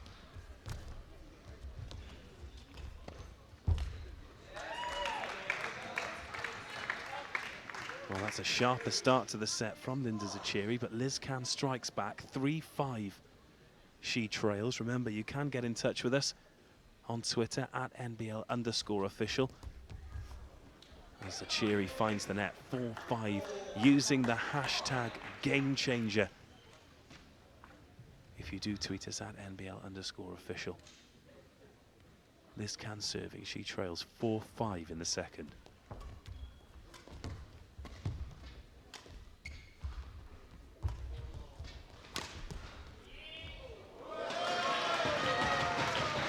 Zachiri just turning it up a notch there. I just feel like she plays on the edge a little bit. The margins of error are really quite small, especially when she plays to the net. So, on some occasions they go in the net, some occasions they just flick the tape and go over. So when they go in, it's good, but when they're not, it's problems.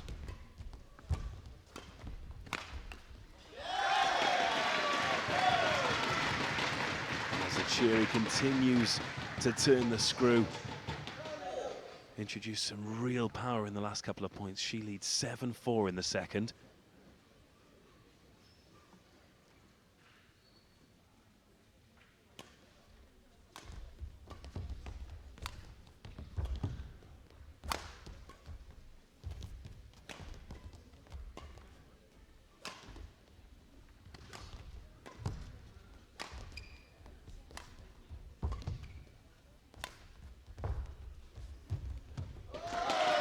Once again, great work from Zachiri, making Liz Can do all the running there and sets up a set point for herself.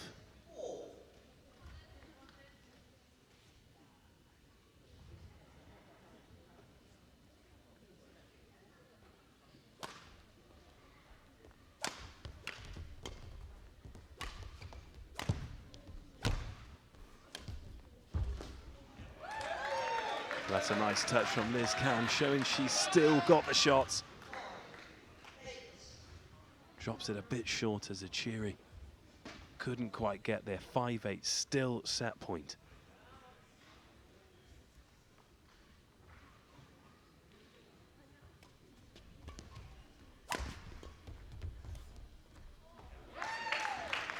Another lovely drop shot there from Liz Can. Still got a great touch, Neil. Yeah, she's certainly playing well, and she's got a little bit of confidence as well to try those sorts of shots. And I think she knows if she just dumps it up in the air, then Linda will smash it at her. So trying to be a bit more creative is working out for her. And the return drops in. Linda Zachiri levels proceedings here. She takes the second set against Liz Can, 9-6. And Marcus, much better from your teammate there. Yeah, I just feel like she's been a lot more positive, a lot more attacking. I feel like in the first set she was giving Liz the attack a lot. She was doing quite high lifts. But I feel in this set she's really been putting the shuttle behind her, in front of her, and then attacking her when the time is right. And I think that's probably the best way to play Liz. Pretty evenly poised though. It was 9-7 to Liz Can in the first, 9-6 to Linda Zachiri in the second. It's really important, isn't it, that you don't let the opposition get too many points ahead in this shortened format of the game. Yeah, but I think even if you go 3, 4 or even 5 points ahead in this scoring system, it doesn't mean that you've won the game or the match. It's so easy to come back from, and you see it's time and time again. Momentum, a huge part of this NBL format, and momentum with Zachiri here.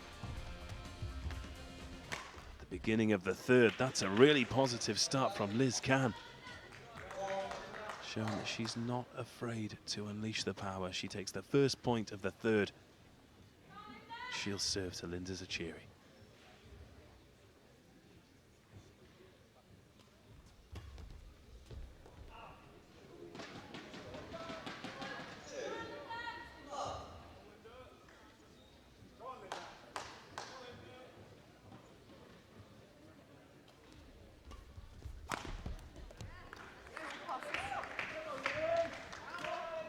Great start from Can here. 3-love she leads early in the third.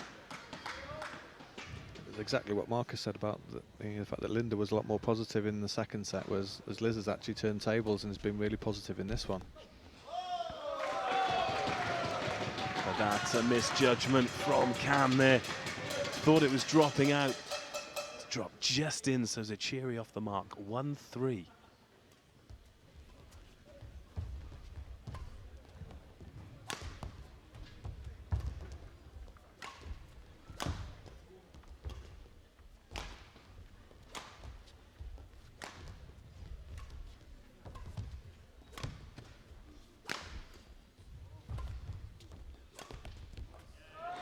That's a lovely shot there from Zachary to win the point.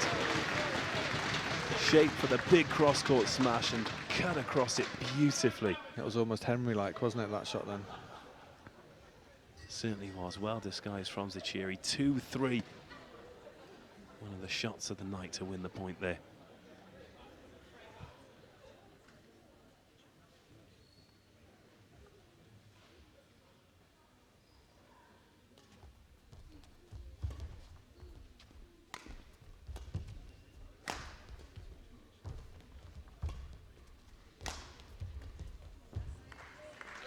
She leaves that one short, so Cam takes a 2-point lead, 4-2. Marcus, what were the expectations for Loughborough Sport at the beginning of this NBL season, and how have they changed as the season's developed? I think at the beginning we felt like we had the team to be the best in the league. I still do believe that, but because of the start we had, it's not made it possible for us to finish top of the table. But I think at the end of the day, it doesn't matter. I think as long as we qualify from tonight's match for the playoffs, then it's a job done, and then the finals is a new day. I'm not going to do it now, but I'm going to put you on the spot later and ask you if you do make the playoffs, who you'd rather draw. I'll give you some time to think about that. Thanks.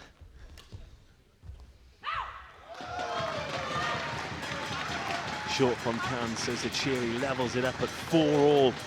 In this beautifully poised women's single match, this could really have a bearing on what goes where. If my maths is correct, then it's no longer possible for MK Badminton to qualify for the playoffs. They needed to win 5-0 or 4-1. The maximum victory they can have now is 3-2 as Zachary hammers it wide.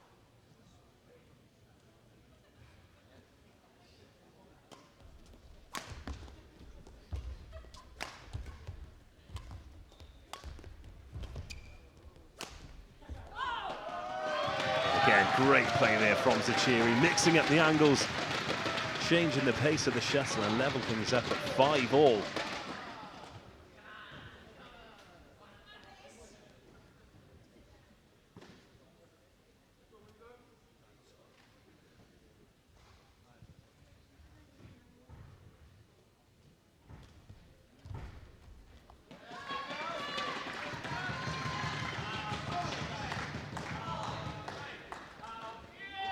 Mistake there from Liz Can, 6-5 Zachary, and she calls the power play. This will give her set point should she be successful. 6-5 she leads. A few adjustments.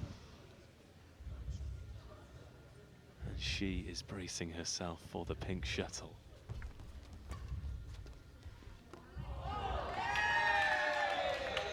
And the shuttle drops out. Pressure off Liz Can, certainly for this second. Levels it up at 6-all. 1-all, Liz Can to serve.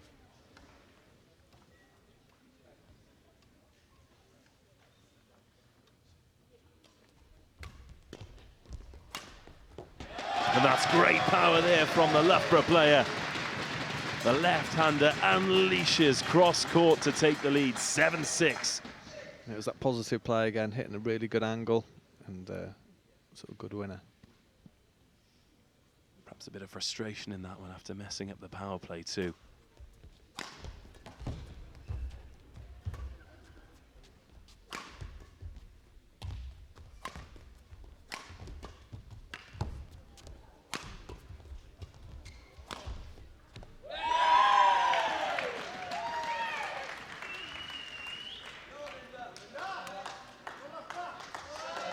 7-all. Liz Can, good control of that rally. Seemed to be a bit of a loose serve that puts Zachary on the back foot straight away. Yeah, Linda had really good opportunities to win the point, really aggressive play, and then Liz just dug it out and managed to take it and keep her in contention of this set. Zachary bounces back down the line this time to the Can backhand. She can't return it. That's set point.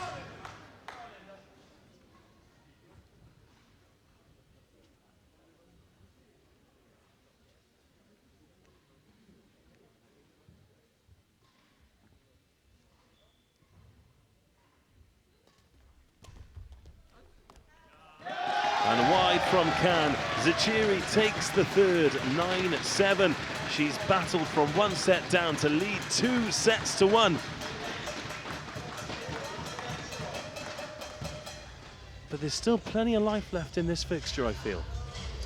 Yeah, I think Linda needs to carry on what she has been doing in patches, which is really trying to get on the attack and making Liz get down, use the rear court, just use as much of the court as she can rather than being quite passive and giving the lift away without needing to. So 3 close sets then, Neil. What does Liz Can need to do to turn this one around and edge over for the 4th? It's almost like the first person who can be a little bit more aggressive and take control of the rally is the one that's winning the majority of them. So it's almost like Liz has got to do the same thing that Linda's got to try and do on her. So you know, try and keep down the daft mistakes, you know, where there's no pressure, and just take advantage of any opportunity. Well, Linda Zachary leads 2-1, and she'll serve first in the 4th.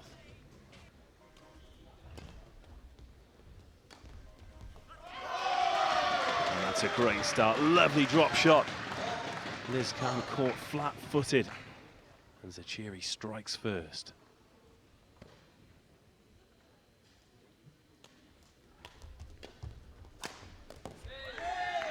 But back comes Liz Can with a smash kill of her own.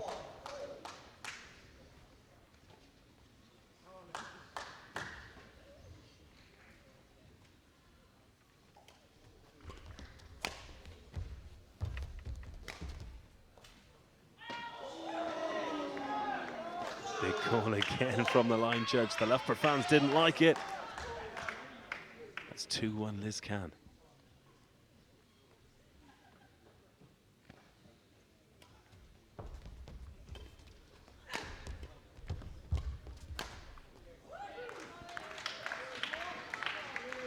Well, both players exchanging blows at the moment, but Liz Can leads 3-1. It's almost like Linda's trying to force it a little bit. She needed to play a little bit softer, as Marcus said, sort of make Liz cover the court rather than sort of playing everything hard and flat, just like she did there. That was a great shot. That's a beautiful return there from Zachary. Great touch by the left-hander. 2-3.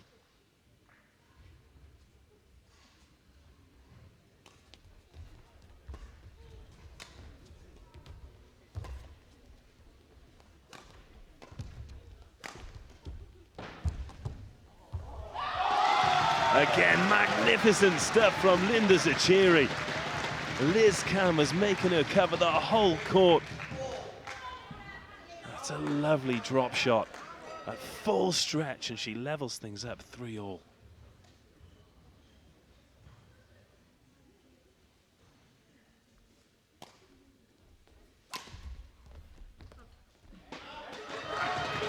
Just wide from Can, so Zachary creeps into the lead, 4-3.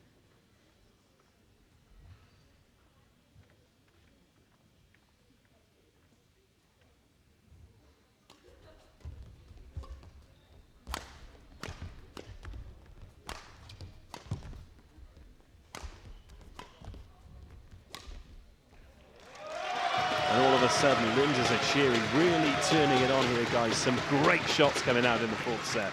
Yeah, I think this is exactly what we want from Linda. She was holding, punch clearing over Liz 3, even 4 times, and then putting in the slice to really make a move across the full court. I think she will have more success.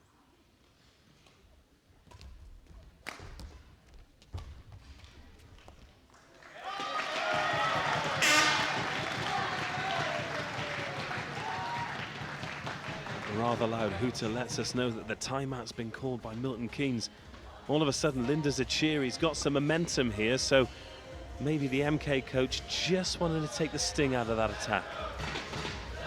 Yeah, so Linda's doing exactly what Marcus and I have said during at the end of the last set. So whether she could hear us or not, I'm not too sure. But you know, it looks like she's trying to play the game now. She's actually trying to build a rally rather than just going hell for leather and hitting everything hard. Maybe she can sense that Liz is slowing down a little bit. She's getting a little bit more fatigued as you know, it's been a relatively tough, hard, fast game so far. And you know, yeah, you're absolutely right. I think, you know, Milton Keynes taking the time out there was a good decision, and we'll see if, as you said earlier, that whether Liz can take this next point.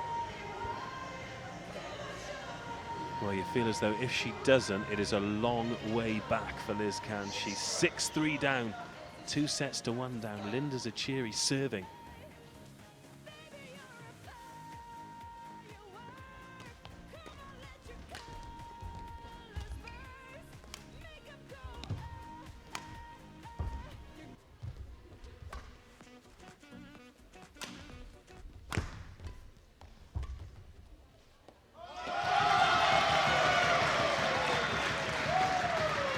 Once again, luxurious badminton from Linda Zachiri. It's not all about power, she's finding the space. A real range of winners, and she leads 7-3.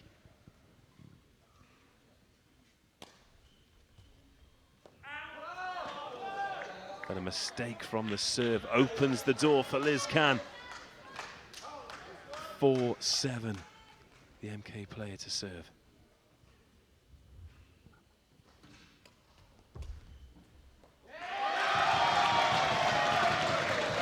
Once again, big gaps at the back of the court. Well found by Linda Zachiri. Match point, 8-4. She leads Liz Can.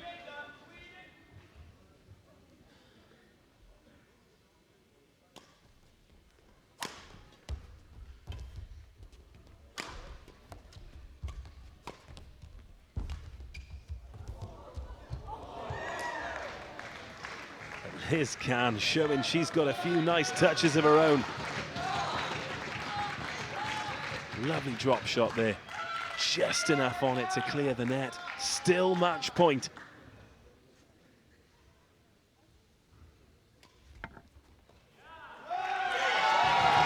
And a service mistake from Can. Zachiri takes the victory. She's defeated Liz Can in 4 sets, 7-9, 9-6, 9-7, 9-5. Loughborough take a 3-1 lead on the night. So far, so good, Marcus. Yeah, she gave us a bit of a worry there, but I think in the end it was reasonably comfortable. I think, like we predicted, the longer the game was going on, Linda was getting more and more control. So, yeah, I think good job, well done. Clinical from Zachiri in the end, but still plenty of quality from Liz Can, Neil. No, she played well. You know, she took a power play, an unusual power play in the first set. You know, she used that to her advantage to take the first set. You know, and she battled well in the game, but as Marcus said, as soon as Linda played to her pattern of trying to extend the rally and make Liz cover a little bit more of the court, then you know, she was well in control of the rallies. So Loughborough Sport lead MK Badminton 3-1. It is nearly time for the final event of the night, men's doubles. Peter Briggs and Greg Mears against Paul van Rykveld and Peter Mills. Marcus, a bit of a late replacement here, missing Harley. Is that going to be a big miss this evening? I think it's very difficult to say. Obviously, they're up against 2 really good players. They're both national squad players, so it's a big ask for Greg. But I've seen him play before, and I know he can play some fantastic badminton. And I think if Peter Briggs leads like I know he can do, then I don't see why they don't have a good chance in this match. And Neil, how do you see this one going? Again, paper would say that Milton Keynes pair, but it'll be interesting to see how Greg gets on in this sort of environment. As I say, Pete's playing really well at the moment. He's had some good results in some of the European events, so he'll be full of confidence, and he's quite an awkward player to play anyway, so I'm quite looking forward to this one. Yeah, great way to finish what's been a fantastic match night here at the Sir David Wallace Sports Hall. I'm trying to catch someone's attention so we can see what's going on at the other venues. Of course, the scores absolutely key to what goes on Loughborough Sport need to equal or better the Birmingham Lions score to qualify for the playoffs at the K2 in Crawley on Sunday the 7th of June. That'll be the NBL finals day. The top 4 qualify. Loughborough are in 4th place going into this encounter. Remember, you can get in touch with us via Twitter at NBL_official. Use the hashtag GameChanger. We'll retweet all the best pictures, all the best tweets. And we love hearing from you. Your opinions on this fascinating format of the game. One event remains. It's the men's doubles. Peter Briggs and Greg Mears against Paul van Rietveld and Peter Mills. So much experience with this MK pair. Both had brilliant Commonwealth Games, remember. Peter Briggs has been excellent for Loughborough alongside Harley Towler for most of the matches, but Greg Mears comes in today. A big ask for him, but so often in the NBL so far we've seen players come in and perform absolutely incredibly. No more so than Jess Pugh, who has been alongside Toby Penty for many of her mixed doubles matches, but got the only victory for MK Badminton this evening alongside Sean Vendy. But here we go, men's doubles. Milton Keynes to serve first.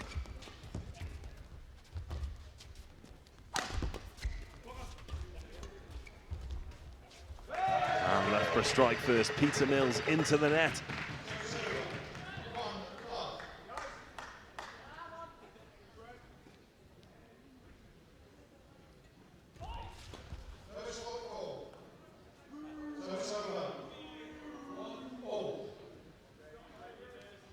Fault called there by the match official, so 1-1 early in the first.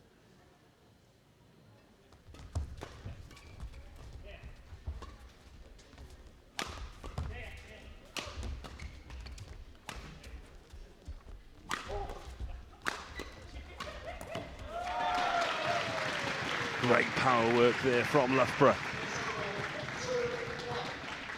It was interesting there that the attack seemed to be focused on Greg, but he dealt with it really well. Sort of nice long defence, created the opportunity, and then when they got the attack, then Pete Briggs was devastating then.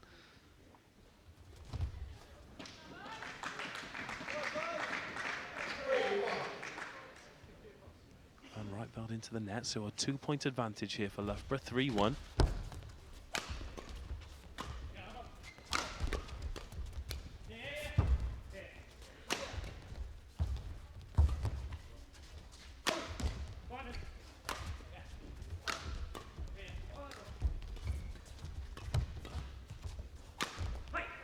And a big kill there from Mills. We've not seen an awful lot of power hitting so far this evening, but it looks as though that's going to be changed during this men's doubles match. Yeah, I think when men's doubles starts out, it's always quite a cagey affair, and it's a lot of short rallies, and people are just trying to get the initiative. But as the game goes on, I'm sure it'll open out, and we'll see a lot more power play. That could take the point there, 4-2.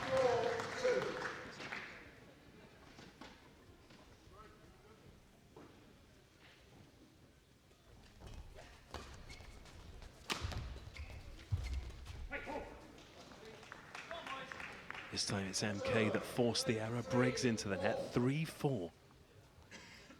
Really close start to this men's doubles.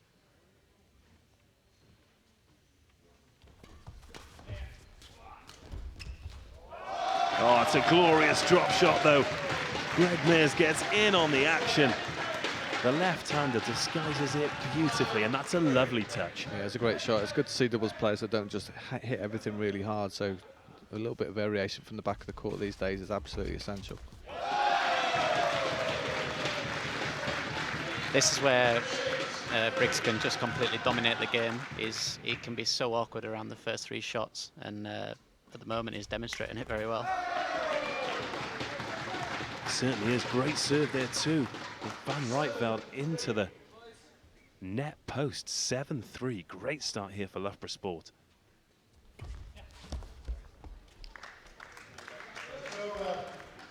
But that's a great response from Van Rietveld. Finds the space at the back of the court, 4-7, and he'll serve. But that is a pretty poor service there from Paul van Ruytveld, so set point here for Loughborough.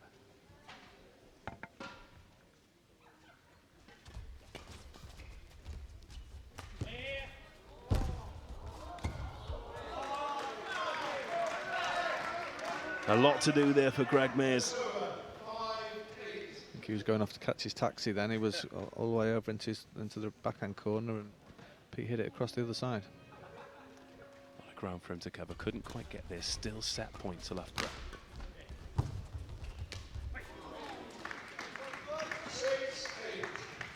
This time Briggs into the net. MK Badminton still in this, but still set point to Loughborough.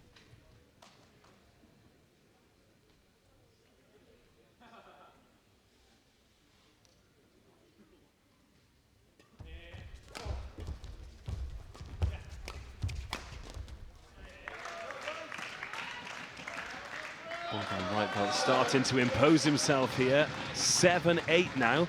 Still set point to Loughborough, but MK Badminton starting to build a bit of a head of steam here.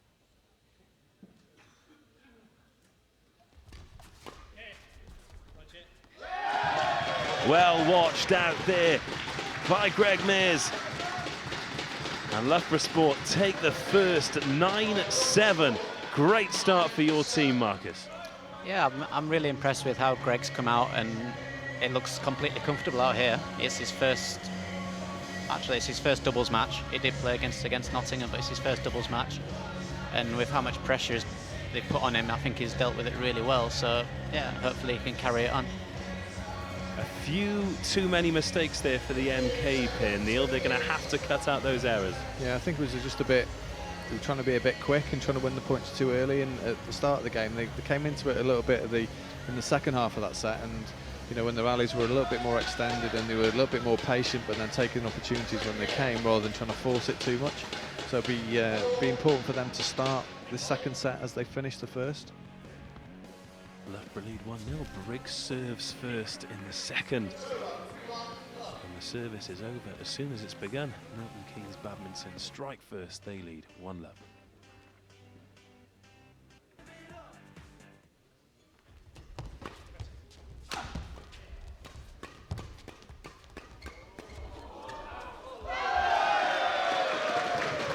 Pretty sharp exchange there. Point goes Loughborough's way. Great reactions from both players there. I was going to say at the end of the first set, I think the key to this is how Pete Briggs dominates the front third of the court. You know, and he just demonstrated there. He's for a big guy. He's really quick. He's more than happy to be looking forward to try and put pressure on the Milton Keynes defence. It's Mills with a kill there. So MK Badminton 2-1 early on. Van Ruytveld to serve. Mears into the net, so 3-1 MK Badminton.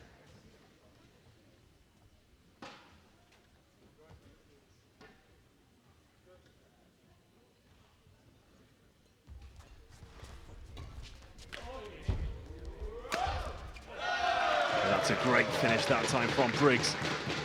Shuttle too high. Finishes with style. Marcus, I saw you checking your phone there. Did you have any luck with the scores from elsewhere? I was just having a look at the Surrey Smashers match against Birmingham. Surrey are currently 2-1 up, and the mixed is playing at the moment, so...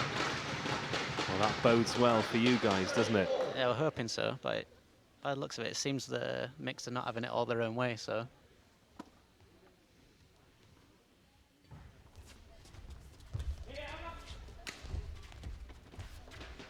A bit short there from Van Ruytveld, so...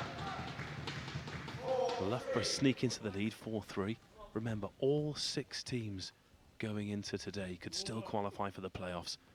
Unfortunately for MK Badminton, that is out of the question now, thanks to the strong Loughborough performance.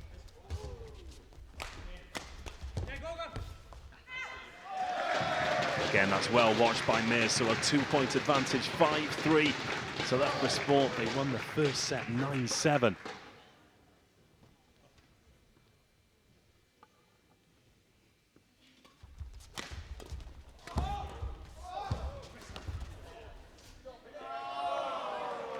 Just wide from Briggs there. So 4-5 MK Badminton. Marcus, you were just looking at your phone and there was a bit of a fist pump there. What have you found out? I just saw that Surrey won the mixed, so they're 3-1 up, which is obviously fantastic news for us. Well, according to our calculations, that means that Loughborough Sport have qualified for the NBL finals night. That's brilliant news for you, Marcus. Obviously, we can't confirm that.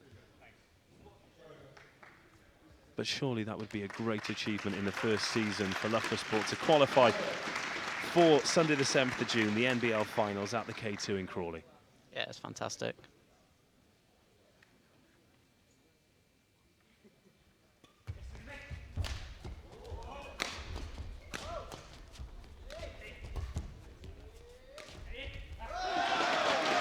Into the net once again by Milton Keynes. Briggs and Mears lead 6-5.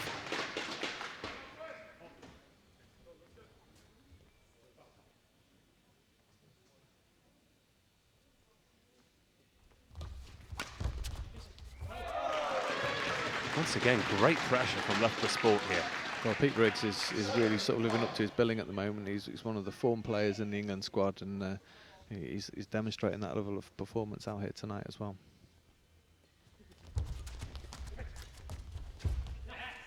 And that's a great touch over the net as well. Beautiful angles from Loughborough.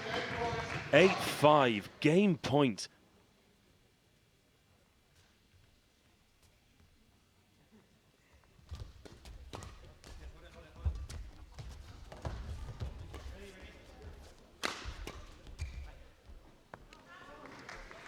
Make that 6-8. It almost seems as though MK Badminton need to be a game point down to really pull their fingers out.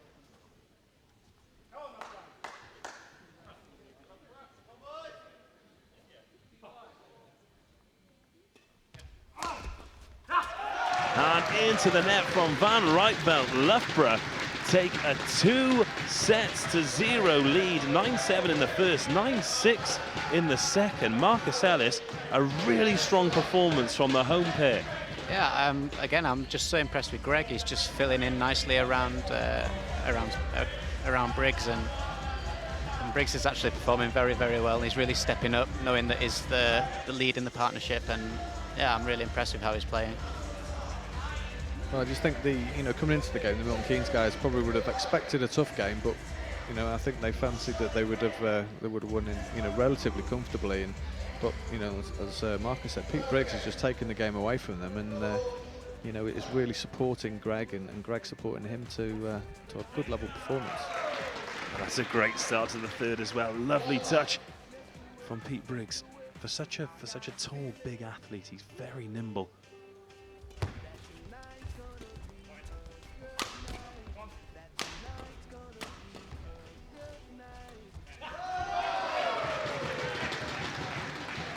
Van Ruytveld, error of judgment there, realised at the last second that it was dropping in. Couldn't get enough racket on it. Loughborough lead 2-love early in the third.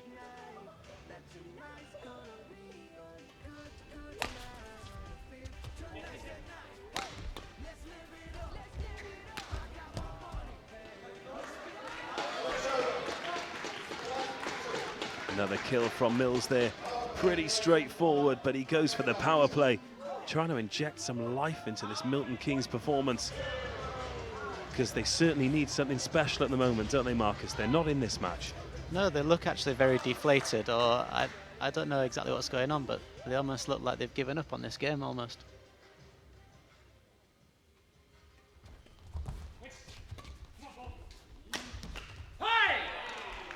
But they've won the power play. Too hot for Peter Briggs to handle. The shuttle goes wide. 3-2. Could that be a turning point? I think if they can take the next 2 or 3 points, I think that will give them that little bit of a boost. I think you're right. I think they're lacking something. They just need a bit of a spark, a few good rallies, to really reignite this set.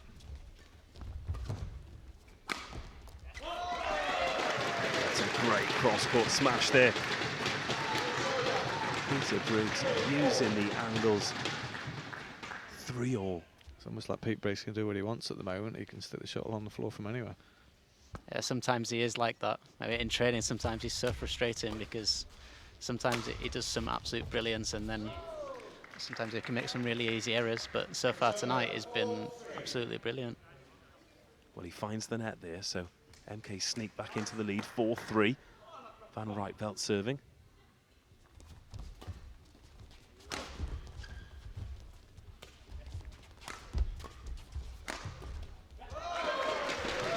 More good pressure there from Loughborough to level things up.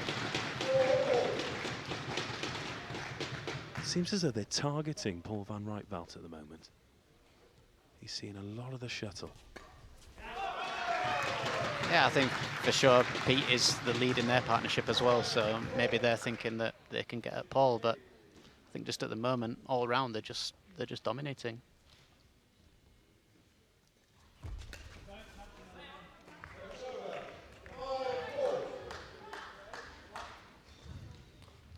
It's a 5-all. This is a must-win set for MK if they're to stay in this event. Should Loughborough take it, they have a 3-love victory and a 4-1 win on the night. Just long there from Greg Mears. 6-5. Huge couple of points here in the context of this men's doubles. Mills to serve.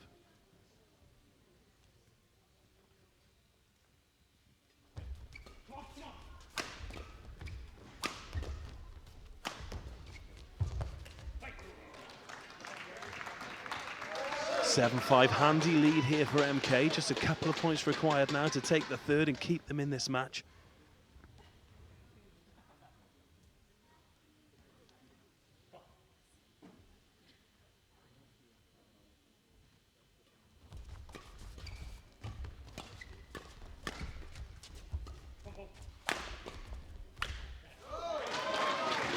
Into the net from Van Rietveld, 6-7.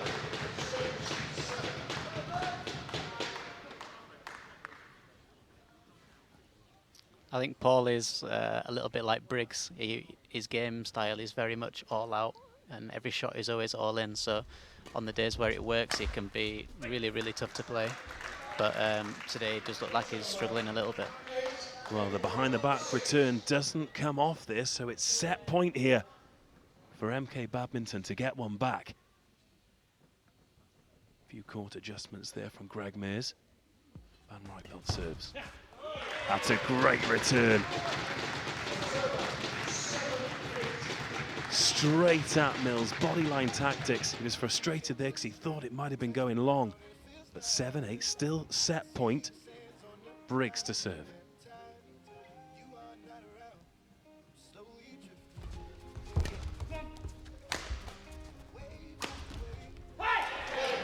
And MK take the third. 9-7 to make it 2-1, and they really, really needed that one, Neil. Yeah, I think that'll make it interesting now, because obviously Milton Keynes guys aren't playing particularly well, and but they managed to take a set. So, you know, that should give them a little bit of a boost, a bit more confidence, you know, if nothing else. And you know, they know that the fixture's over, they know that their NBL season's over, so you know, they may as well go out on a high and have a real crack at this this next set. And Marcus, what do you think Loughborough need to do to sort of regather the momentum in their favour to take this set and ultimately the match?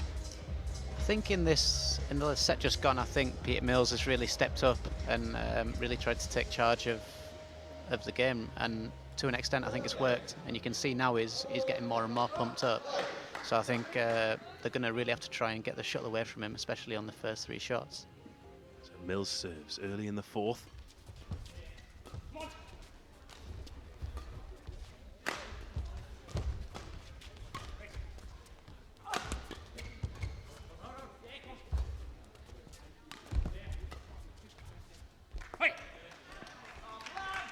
Just wide from Mears, so MK Badminton off the mark in this 4th set.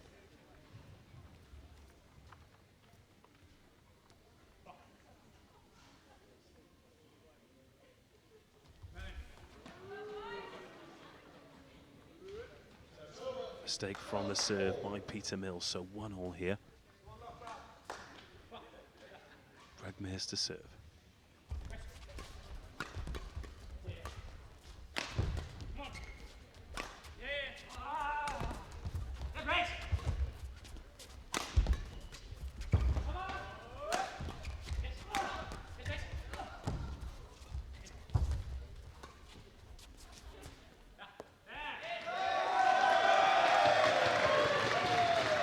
shuttle drops in. Loughborough take the point, but there was some fantastic defence in that rally there from Peter Mills.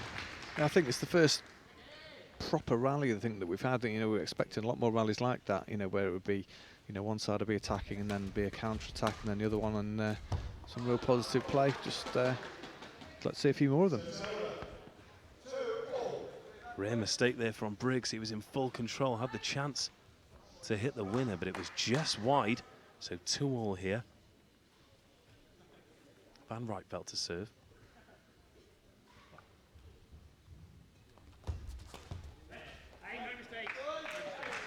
But this time it's MK that go wide. 3-2 left.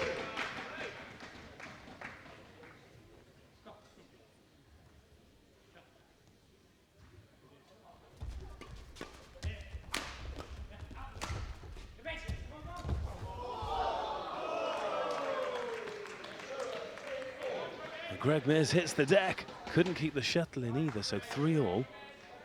Seemed to lose his footing a little bit there.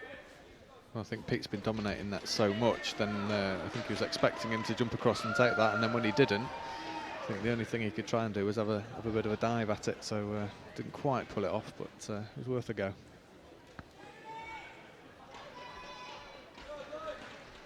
Loughborough Sport 3, MK Badminton 3. Remember, get in touch with us via Twitter at NBL_official. Use the hashtag GameChanger.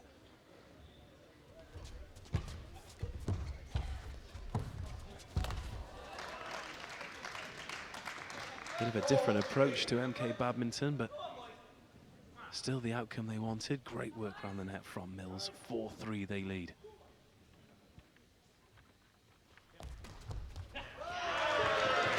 But back comes Greg Mears. Excellent work at the net. Spots the gap in between the MK pair. 4-all, Mears to serve.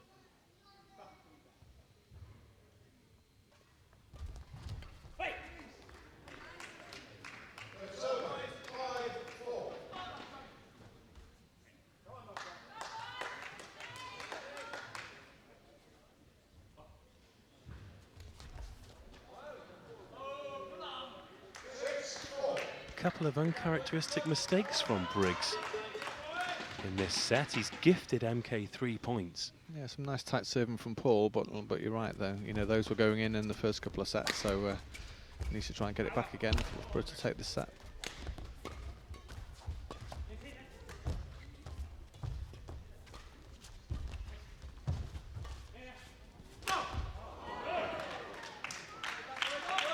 A miss hit there from Greg Mears.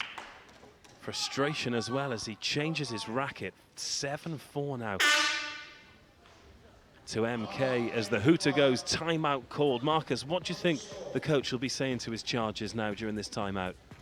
I think he'll just be telling them to just calm themselves down a little bit. I think they've almost gone in 110% in these last 3 or 4 rallies, and they've made some quite easy errors really. So I think it's very important that they do play the rallies, and yeah, they're not particularly long. But I think in the first couple of sets, they've really just been building the rally, and eventually, after a few shots, they've managed to put in enough pressure to get through. Credit to MK Badminton. They've really fought tooth and nail to get themselves back into this fixture. Well, the thing is, as Marcus said right at the very beginning, that Pete Briggs is so good in the first 3 or 4 shots. So as soon as MK have got the rally past those 3 or 4 shots, they're in a much better position to actually dominate the rallies and take more than they're losing. Van Ruytveld to serve.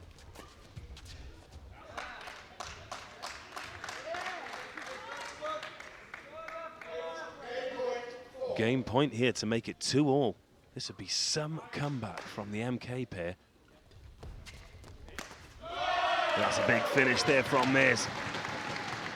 Pouncing on the high shuttle, 5-8, still set point.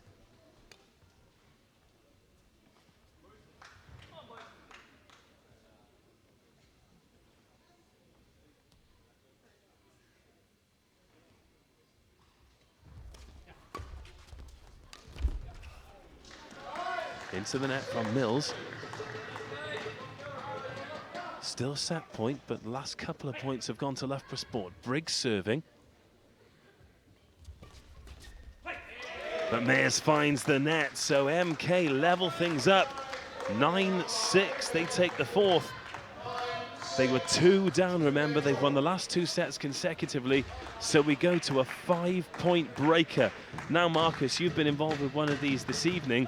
How does your technique, how does everything change? I know, sorry, it's still a little bit raw, I'm sure. It's fine, it's fine. But all of a sudden, the game completely changes, doesn't it? It's a race to 5, or you can't lose 3 points in a row, or the match is over. A lot of pressure on both pairs here. Yeah, I think we can expect to see some even shorter rallies in these last few points.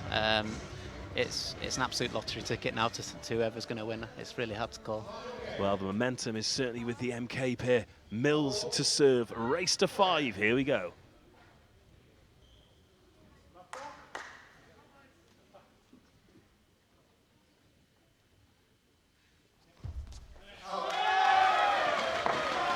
That is a very ballsy but very brilliant lead. Power play claimed. Wowie, here we go. This is match point. Huge moments here. Peter Briggs to serve, match point power play.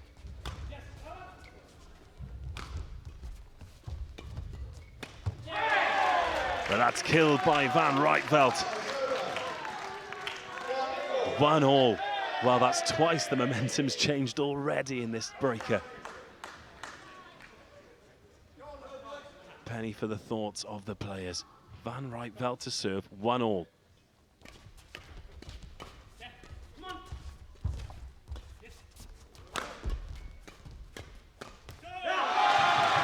Briggs again. Marcus Ellis to my right-hand side claps his thigh. You like that one? 2-1 Loughborough lead. He was recapturing the form of the first couple of sets. That's exactly what he was doing at the beginning when they were dominating the game. Mears to serve. Loughborough lead 2-1.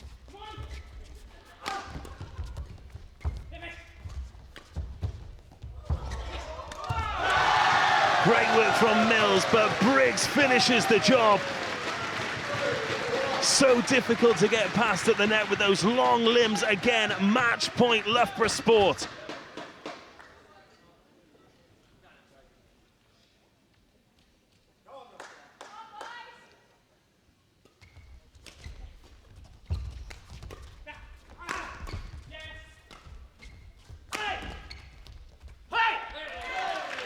It goes long. MK once again defend a match point. What a brilliant game of men's doubles this has been in the NBL. Peter Mills to serve.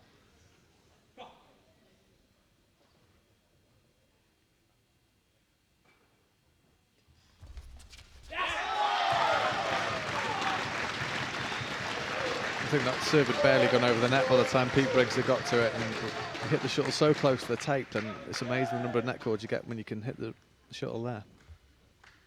So Briggs serves for the match, 4-2. And he does it! Peter Briggs rediscovers the form of the first 2 sets. Loughborough Sport have defeated MK in the men's doubles. 9-7, 9-6, 7-9, 6-9, then 5-2 in the breaker to win the match overall 4-1.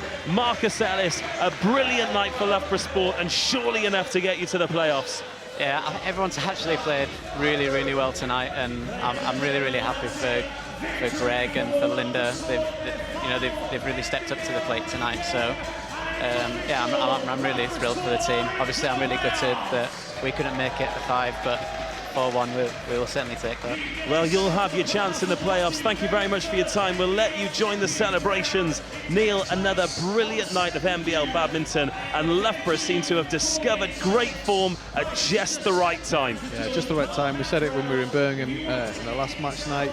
We're looking really strong, taking that momentum into the playoffs, and you know, it'll be a tough challenge for any team to take Loughborough on at the moment.